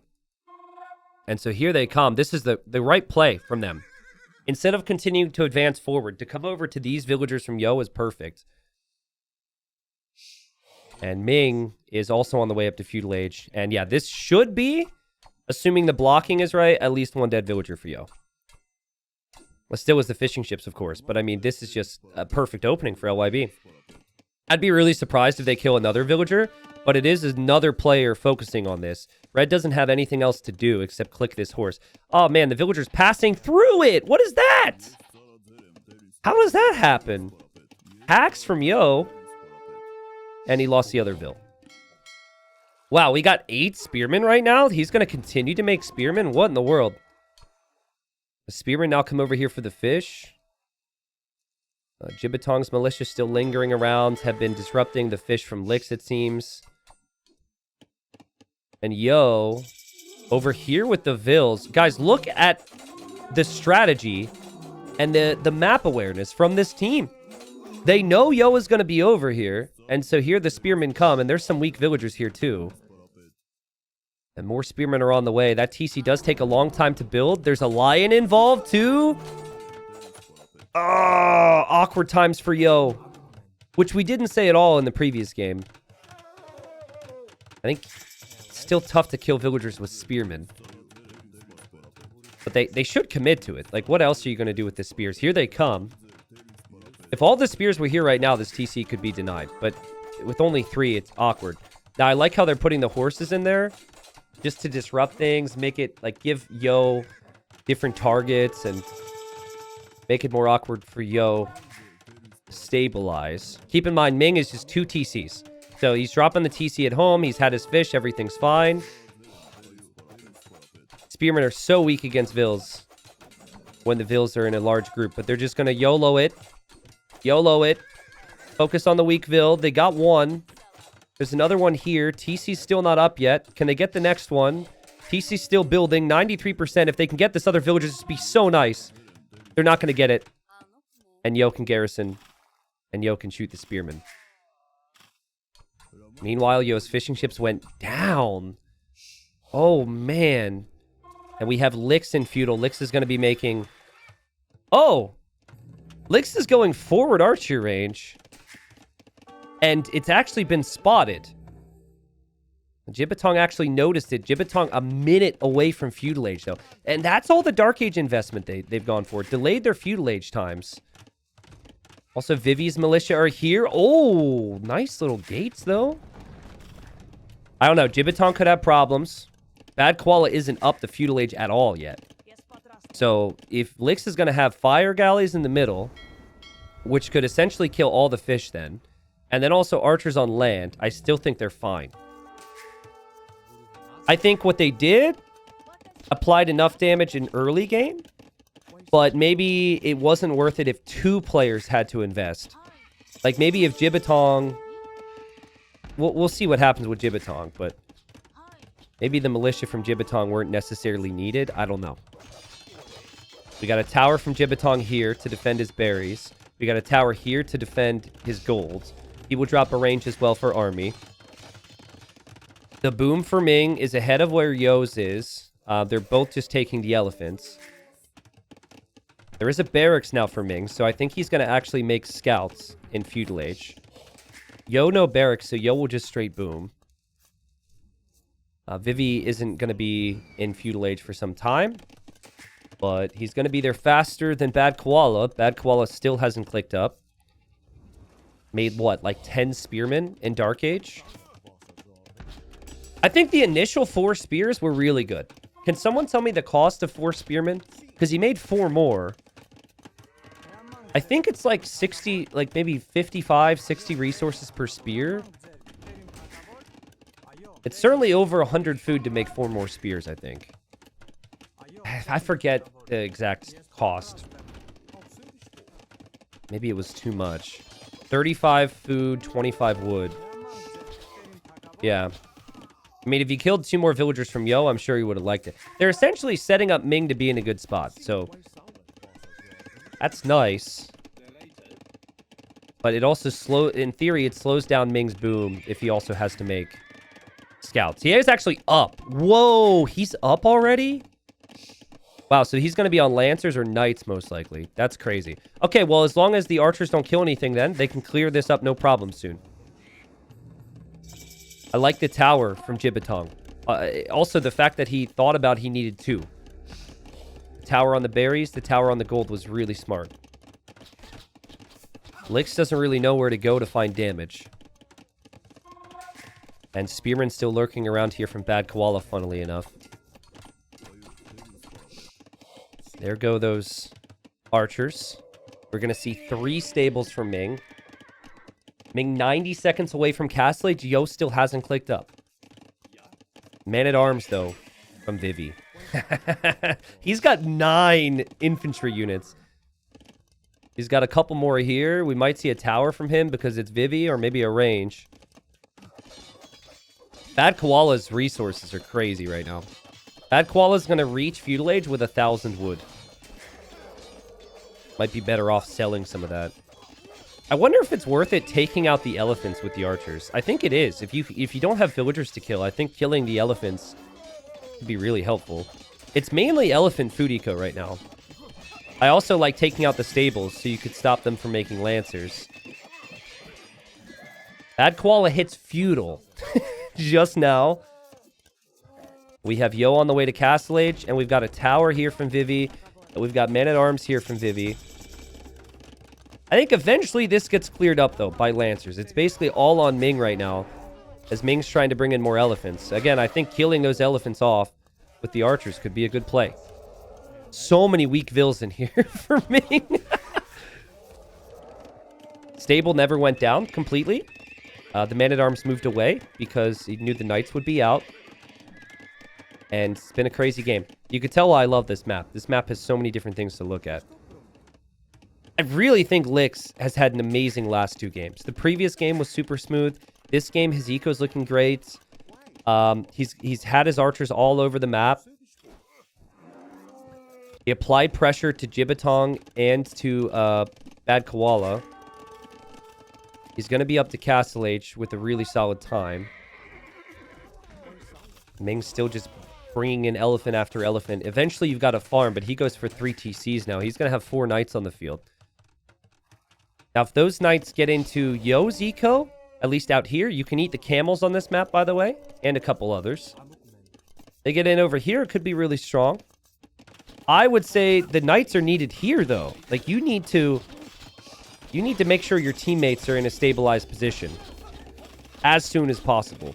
And remember that, like, Armenians are just not a very good civilization long-term compared to some of the other civs. So you're going to want to kill fast before any of that becomes a factor. There go the knights. Yo sees it.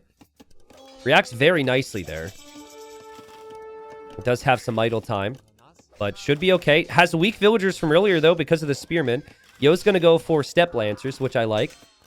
Step lancers are not as costly on gold, and I think they're also faster than a knight, right? Or is it the same speed? Yes, they are faster. That's actually really nice here. Both players are humans, remember, so they have the additional speed just because of the Civ bonus. They don't need husbandry or anything. Eventually, you might want to bring a monk over to heal up your villagers if you continue to play like this, because it's going to get real messy. And Lancers, heavy food cost, less attack, but they have that one range, which can really be helpful.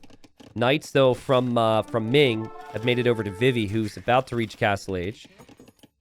And Vivi's having some problems here. Yo's going to have to come mop this up.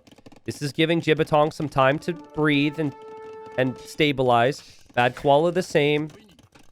They had lots of issues before, not so much now. It's still just going to be Knights for Ming. And Lix is going to have Crossbow. He's going to have a couple different groups around. He had that group over here at one point. I think he's brought that home.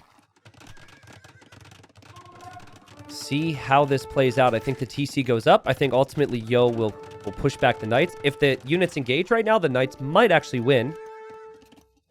But it's just how the Lancers take fights and the little bit of additional mobility that makes me prefer them right now. Ming has had a great game. Like, think about what Ming's had to... You know, Ming supported with the horse earlier. 3 TCs immediately. The Knights have been in every player's eco so far. Here is the problem. This is what needs to be dealt with next. Also seeing Yellow snuck a dock up is making demos. I think that Bad Koala wants to find the crossbows on the water here and go for demos. So we'll keep an eye on that. Vivi is Goths. I mean, Goths could be so devastating if they get the full boom. Remember seeing, I think it was Fox. They had Mihai with like 100 infantry units just spamming. Chat saying Sling. Who researched coinage, guys? Was it Bad Koala? Because Bad Koala's not making a ton of army? Could see Sling. It would make sense for Bad Koala. Apparently it was him, yeah. I mean, you send resources over to Ming to get Ming on crazy knight numbers, yeah. Again, Lancers. They might have less HP. They might have less attack, but they have the range, which can help. Cav archers from Jiatong. I think it's going to be really tough to get the mass when you've got these crossbows on your face. So this needs to be dealt with. If this gets mopped up, if Lix gets pushed back, they're golden. Cav archers with Japanese should be pretty strong. It's going to be a decent amount of them for Jiatong. Ooh, a forward push from Vivi. And Vivi gets a conversion. So Vivi's going to go like Monk, Ram, and Pikeman. Yeah, they need to clear this right now. There's so much army they need to deal with. It's really hard to decide. They need to pick one. Okay. I think this is a start. There's not enough pikemen here. There's like no pikemen here pretty much. There's no support for this push. This is a nice start. There's monks here from Bad Koala, but he's got to get back in his fortified church.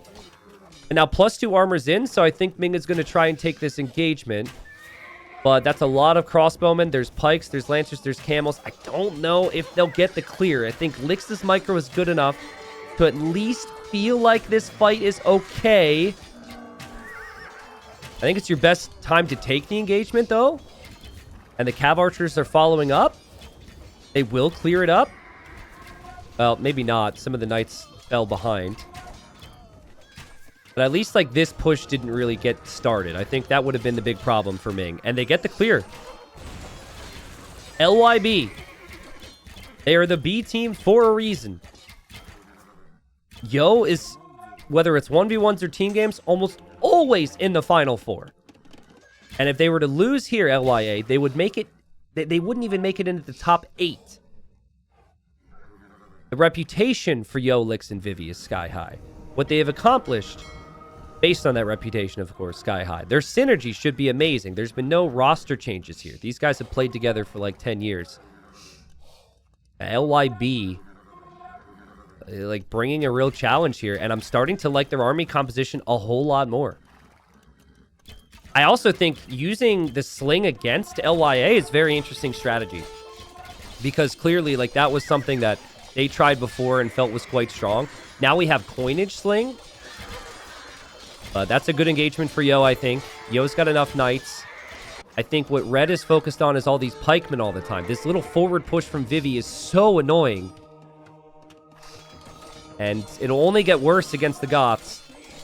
The pikes take a pretty decent engagement. You're always going to lose the pikes there, but that's still good trades. And then we have more activity here from Lix. Remember, it's 3 players making army against 2. So the army for Ming and Jiatong needs to be really strong. And I'm not seeing Ming have the knight numbers that you would want yet. You'd want him up to like 30 knights. Cav Archer numbers looking really healthy, though. It's 25. I also like how Ming is contributing with monks as well. So it's not like he's just going for... Oh, demo. It's not like he's just going for the full sling. He's also going to get some conversions, help with some healing. There's some monks on the water there. The monks will try and convert the fires. Ming is on the way to Imp. Yo is going to click up in a moment himself. The forward push was annoying, but will probably stall out. The Cav Archers are on the move now for Jiatong, who has to be careful. There might be demos out here. I think both teams should be making demos. Love the monks from Bad Koala. It's been sick. And there's a demo from him as well. Bad Koala is having a crazy game, considering his position right now. Like, what he's contributing to the team is perfect. They continue to advance out across the water because of it. Now, if if Vivi loses his barracks, then Red can always advance across the water with his teammate, which he can't do right now. Yo, get some nice conversions. 14 knights for Yo. That is not as many as Red has, though. And Ming is going to be over here at some point. He's still got Lix. Lix actually going Cav Archers with Portuguese. He has a decent amount of them. They're just not there yet. They're not here yet. I think he's maybe been chasing down the random knights from Ming. Again, Yo told me in person, like 2.5 years ago, I said, Yo, who do you think's like, the most underrated player right now? And he said Ming. I haven't seen a ton from Ming over the last 2 years, to be honest. Like, he kind of underperforms in tournaments compared to the ranked games. But he's showing it here. Obviously, their strategy delayed Yo at the start, but still, Ming is outplaying Yo at the same game with the same civ. Ming is looking really strong, and he's an imp faster. And he's still receiving some sling. They've got to kill off Yo, I think. Just go for the head. Don't go for the body. The body would be Lix or Vivi. Try and slow them down. No, I think you take Yo out of this game, and then it's a 2v2. And this is a good fight for somebody. Monks aren't getting conversions exactly. There's more knights there from Yo. Yo will be happy to take the fight right now because this is before the upgrades come in for Ming. I think it's a really bad fight for Ming. You got to wait for your upgrades here, man. That might be a fight we look back at as the game changer. Oh, no. And now they don't have the momentum. And now all the armies here for LYA. And LYA, they find the fight at the perfect time. Yo is Cavalier on the way now. Demos? Well, something. Need to have a little bit more patience there, surely. Would love to see a demo hit the Cav Archers, but I think they're aware of it now. And Paladin now on the way for Ming. I'm sure it will follow for Yo. It almost always does. But I'm not seeing the resources there yet. Vivi is wide open over here, guys. Like, if Vivi gets hit, Vivi does not have army to defend there. Sorry, that's Lix, but Vivi's also exposed. The stable setup is insane for Ming. And he's still going to have army waiting for Yo to come across the water there. Kind of a rough time to see Horsecollar fly in for Lix, but he still played great and has tons of army to chase down these Cav.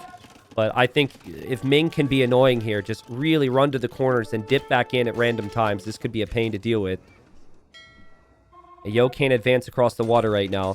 Or some pikemen, just random pikemen here from Vivi. Knowing Vivi, he probably built a barrack somewhere.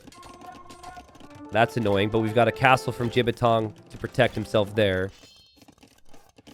Knight from Bad Koala finding some kills. Cavalier finding lots of kills here from Ming. You could tell that Ming's done a great job because Lix, sorry, is trying to chase him down. So all this army for Lix is just chasing them. And now we got a big push right through to Yo. It's going to be Paladin. Yo's got a lot of his economy here. There's a lot of gold down here as well. Yo has to track that. There's still Castle Age Cav Archers, but still a lot of Cav Archers here distracting Yo. And we are not seeing any real attacks right now for LYA. It is all reactionary play. But it is still a 2v3. There's still going to be army from Vivi. There's still going to be army from Lix and army from Yo. Can LYA stay alive here? Or are they going to be overrun by Paladins? We've got 41 Paladins for Ming, guys. He's got crazy numbers. It's like everywhere you look, there's another group of Paladins. But if you haven't noticed, Jiatong's still not imping. Jiatong had 40 CA. It's down to 20 now. His army has gone down. It is pretty much all about Ming right now. Ming has to do it alone against the 3 best players from China. We have a town bell from Vivi. You so rarely see that at this level. I guess he only had 1 TC here. It might have been a misclick, or maybe he town belled over here. Guys, Vivi's down to 70 Vils. Lix still hasn't gone above 90. These Paladins are insane. But you know what I'm seeing is that Yo he's about to match the number of Paladins that Ming has. And if that's the case, I guess it comes down to if Yo can continue to produce, right? But if Yo can continue to produce Paladins and he can just match Ming, I think they're going to stabilize here. But this has been a crazy game, and LYB's definitely got a lead. And the Lix, he might start slinging Yo pretty soon. Now, Lix does have Cav Archers, and there's also Vivi with Huskarls. They're going to try and deny the eventual trade here, which becomes really important. Massive battle here. Ming still trying to contribute with demos or with monks. But it's 380 population for LYB. They've got to kill them here, I think. Like, all the momentum will be with LYA if LYA wins this one. Best game of the series here, I'd say. This has been the closest one. Oh, man, what a find. Bad Koala has no army. If Lix gets in here, all of this eco is going to go down. Paladins are going to deal with it, though. It's going to be a real pain. I'd love to show you guys the eco KD to show you just how many villagers Ming has killed this game. It's definitely over 100. But we don't have time for that. I think we have to keep the resources up so we could just stay on the right stats to see if these players can afford more. We'll have Jiatong in Imp in 90 seconds, but the upgrades from Lix should be coming in. We'll see what he can afford. The castle here for Ming, maybe it goes up, but it's surrounded by blue paladins, and it's feeling better for LYA. Again, Yo's got more paladin numbers than Ming. Yo's actually, he might be receiving some sling here, who knows. But for the most part, he hasn't been. And Jiatong, I guess he's the key now. Like, his Cav Archer mass needs to be strong here. And Japanese Cav Archers are way stronger than Portuguese Cav Archers. So, look at this. Yo actually added 2 Kip checks to try and deny this castle. The castle will go up, though. And it's a really nice position for a castle. Just makes it that much more difficult for Yo to move through that area. What a game. Now, maybe eventually you want, like, the player who's slinging to stop. But honestly, right now, the thing that's going to separate Ming from Yo is purely the fact that there's full-on sling headed his direction. So, you know, Yo has stabilized his position. I think the time to switch Yellow into the game with army is maybe with water. You might want to have docks go up. Armenian Navy's insane. So, right now he's just making demos, but, like, Imp Galleons and Cannon Galleons there could be strong. Lix is dropping Fatorias now, which is really rare in a team game. And also trying to stack up castles so they can't be raided back here, but the Paladins are going to make it through anyways. And Yo is now up against heavy CA from Jiatong. And a lot of upgrades are still flying in for this. There's not a lot of Vivi military. There's not a lot of military. There's like no military for Lix. Lix is hoping to send resources, or I guess like recover with resources with the Faitoria, but it's going to take so much time. He's going to try water, actually. Could also be really good with Portuguese. Vivi on the way to Imp. Vivi has a Civ that can be so good in the Imperial Age with their production speed and with how cheap their infantry is. But it's a problem now. If you make pikes in support, the Cav Archers kill those pikes. And the Cav Archers can be good enough to potentially kill the Paladins too once you get to 50, 60 of them. They will take down this castle from Ming. But guys, Lix is like a non-factor, it feels like almost. He's lost so much eco. Vivi has lost so much eco. Ming playing out of his mind. And the trade is going to start for Jiatong and for Ming as well. Upset city, but the population's still super close. I guess that what's not close is the military count. The Jiatong drops some house walls and some stone walls to make sure this castle actually goes up. It's not fully walled, actually. But he's happy with his position right there in the middle. Ming just continues to stream in Paladins. We have Caravels towards the middle. Guys, I mean, if you get Navy control here, it could be really strong. You can't let that go unchecked. I like how Bad Koala has used so many bonuses from the Armenians. He's actually going Castle Age Halb now. That's so cool. Then we saw the Spearmen in the Dark Age. We now see the Halbs in the Castle Age. Yo's going to try and walk across the water here. He's just going to find resistance everywhere he goes, but he will complete that castle. Market's just now coming up for Yo, so he's going to be thinking about trade. Yo's got 56 on gold, apparently, so a lot of that's over here, but you're seeing Paladins find Vil kills and Cav Archers advancing through. Yo has to deal with this.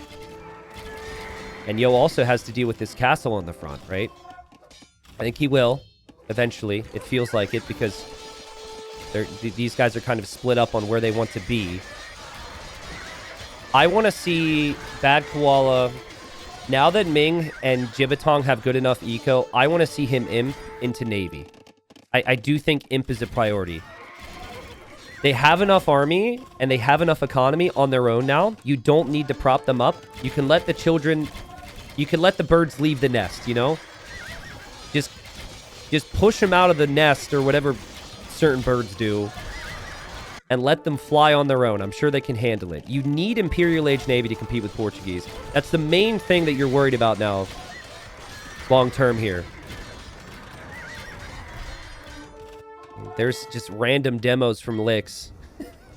But there's plenty of fires out for Bad Koala in his own demos.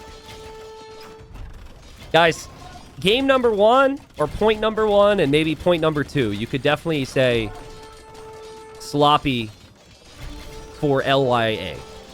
This game, I can't really credit the loss if they were to lose this to Slop. I really think it was just a really good strategic play from LYB, and I'm so happy for them as they're making so much progress. They're still raiding Yo everywhere. I'm so happy for them because the narrative won't be that LYA underperformed the whole series. LYA's played amazing here.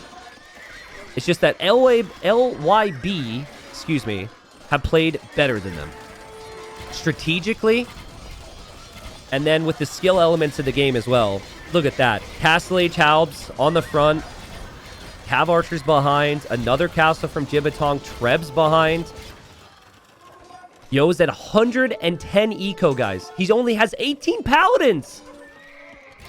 This is over. This is over. We have Yellow on the way to Imp as well. So Yellow will be able to add that Navy. It already has been holding the water just in case. Random Samurai from Jiatong. That's kind of funny.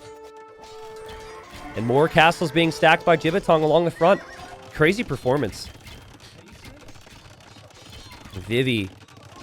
Every time he shows up against an army, he's got the wrong type. Made Halbs before, and now he needs Huskarls, and I'm sure if he goes into Huskarls, he's then going to need Halbs. Because the Paladins are going to show up Oh, man, the trade that they were adding is getting sniped. Look at the trade flowing for LYB. Another castle will complete. So close to all of this action here. And pretty much every player for LYB is pop capped right now. They're almost at max pop, which is 600 population. More villager kills from Ming. I can't wait to look at that. I'm actually going to have chat guess how many villager kills he would have had this game. How many economic kills he would have had in this game. It's going to be insane. Yo's got nothing, guys. Like, he's got 30 paladins, but where? Like, I mean, his eco's getting disrupted. Even then, there's 50 paladins for Ming. Plus 30 trade. Yo doesn't have any trade.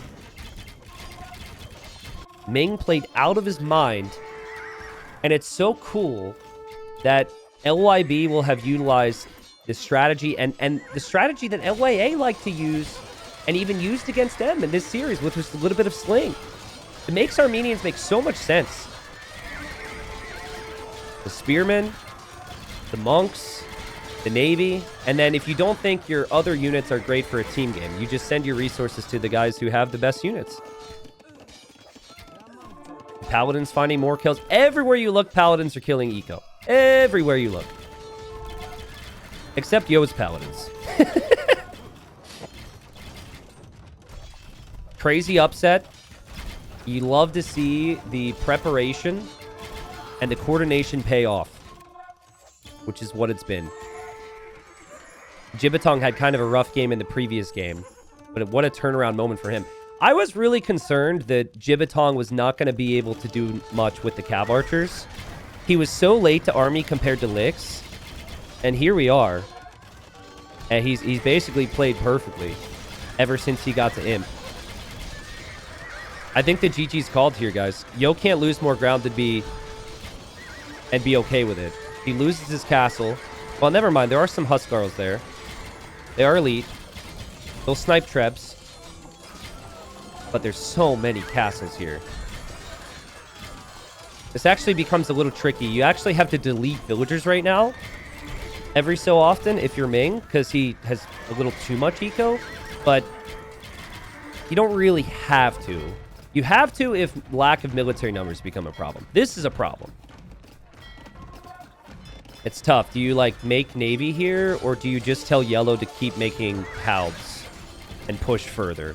I think if you have forward production buildings, the Navy's less of an issue, but that's still going to be an issue. It's still going to be a problem. 400 pop for the team for LYA, 560 for LYB, and yeah, Bad Koala is actually just going to have champions streaming in with sneak buildings on the side. And we do have Bad Koala getting Navy upgrades, so I'm sure he'll add it. Paladins are actually just taking care of the Navy from Lix anyways. And the GG's called. There it is. It actually happened. I almost can't believe it. I mean, this is not... I feel bad saying I can't believe it, because that would take something away from Ming, Jiatong, and Koala and how good they are as players. They're all in that top 50-ish. They've been around a long time, and they're very experienced. But Yo, Lix, and Vivi going down... Especially when it's not just Yolix and Vivi going down, but it's Yolix and Vivi going down to their B team. You know? We've seen it so many times. The B team normally is just the, players weren't quite good enough. And they're going to feel that as well as they go into the series and be like, okay, well, we're up against our captain. They're going to lack confidence, but they didn't lack confidence today. They got the job done. That was beautiful. And what a game. I mean, the strategy was great. This is also the best overall game in the series. Yolix and Vivi knocked out. They will not make the playoffs and LYB advance.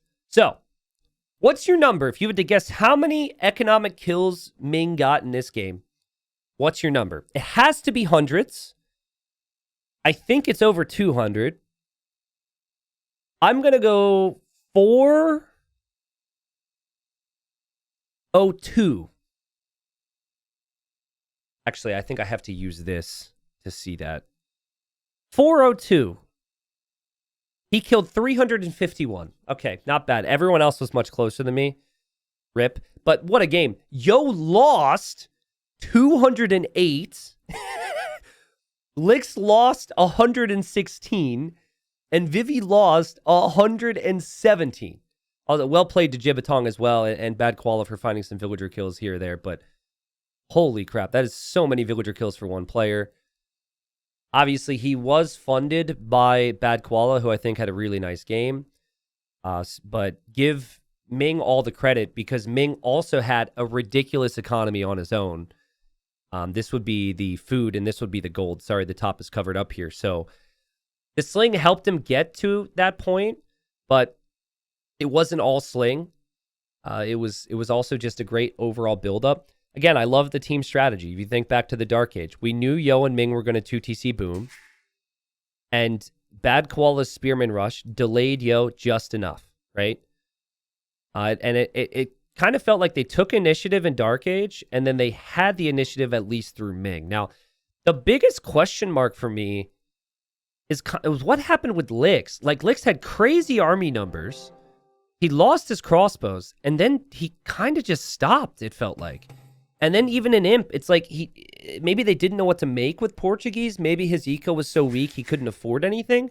So it was a decision to go for Fetorias and Castles. But he didn't really have army. He got hit heavily. Vivi got hit heavily by Ming, though. So they weren't exactly in the greatest of spots to help. Anyways, well played. Congratulations to LYB. Look at the KD. That Ming probably feels like a god right now. 750 kills, 380 deaths. Jiatong as well. Crazy KD. And Jiatong especially. Like, Jiatong played really well. I feel like it's either the nerves in tournaments or maybe the preparation that's mainly an issue for him. But that was really good this tournament as they advance.